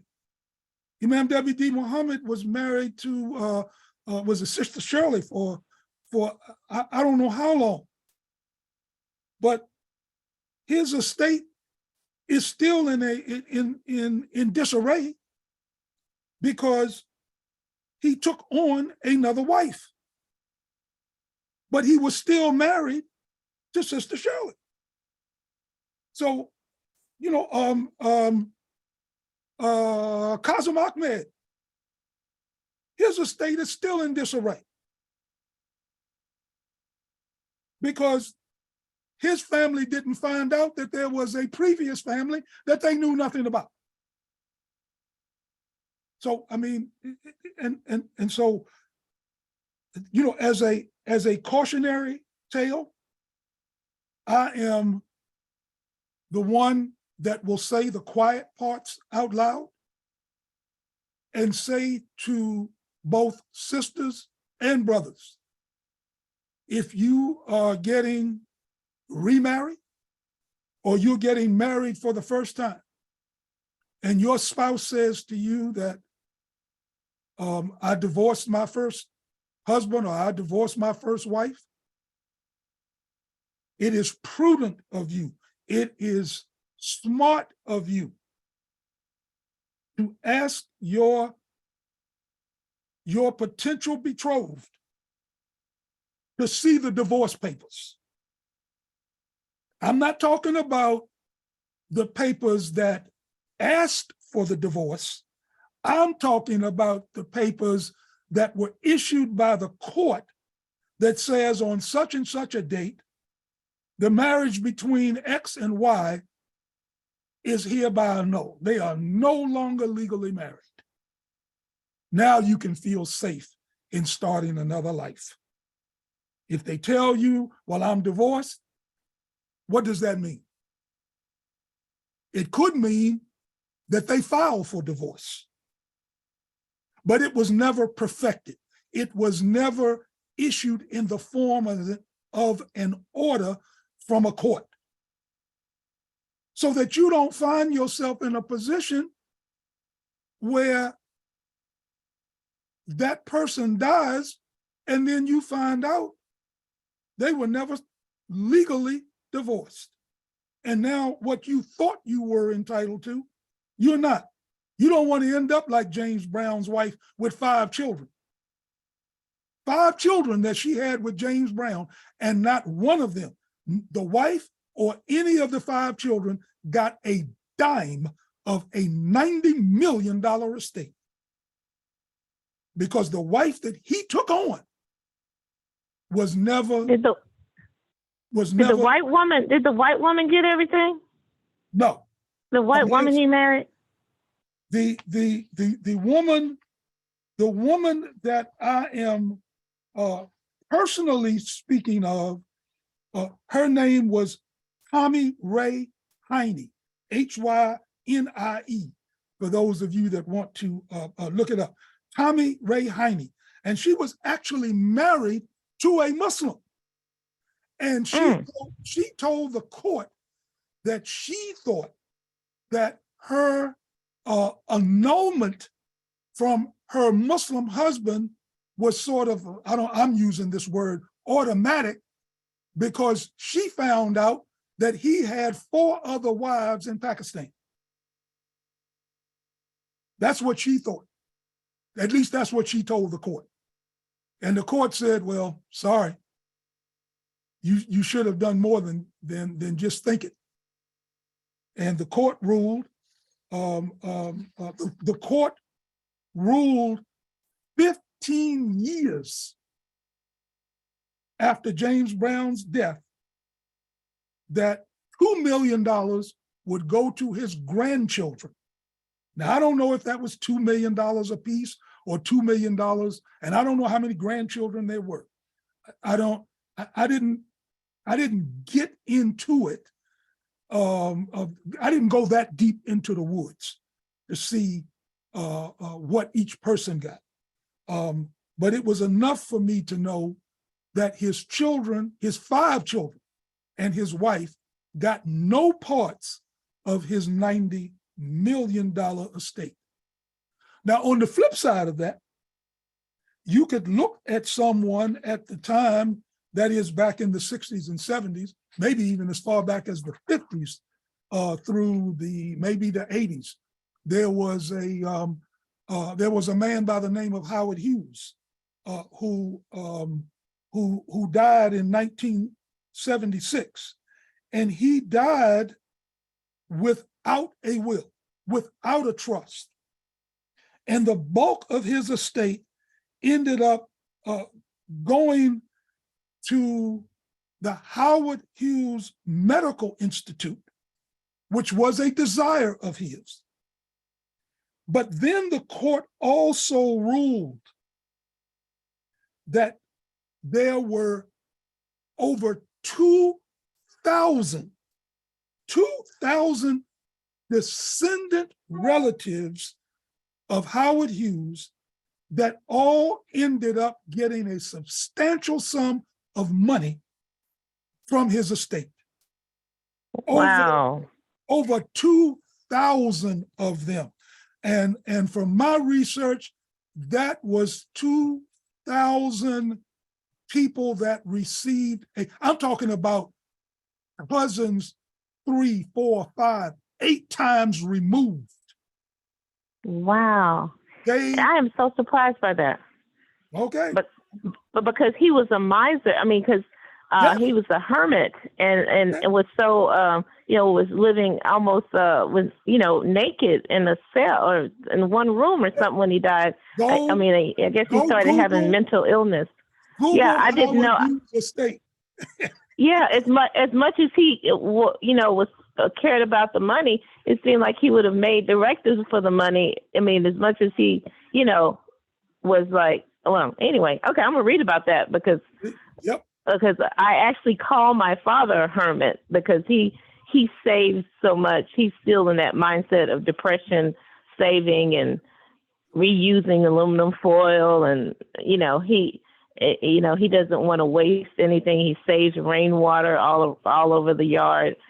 So Listen, that's interesting. We have to we appreciate this. Edward is our host. Unfortunately, he has another webinar that he's doing on Black History. Yes, he does. Okay. Yes, he does. So having said that, I leave you all with the same greeting of Assalamu alaikum. Thank you very much for your attendance. But we're going to close this out and look forward to us doing more. Thank you all for attending. And thank you, Edward, for hosting this. And may Allah bless all of us for our efforts. Thank you so very much. Well, That like was my very salam. well appreciated. Assalamu alaikum. Yes. Have a wonderful day. Everyone. Thank you.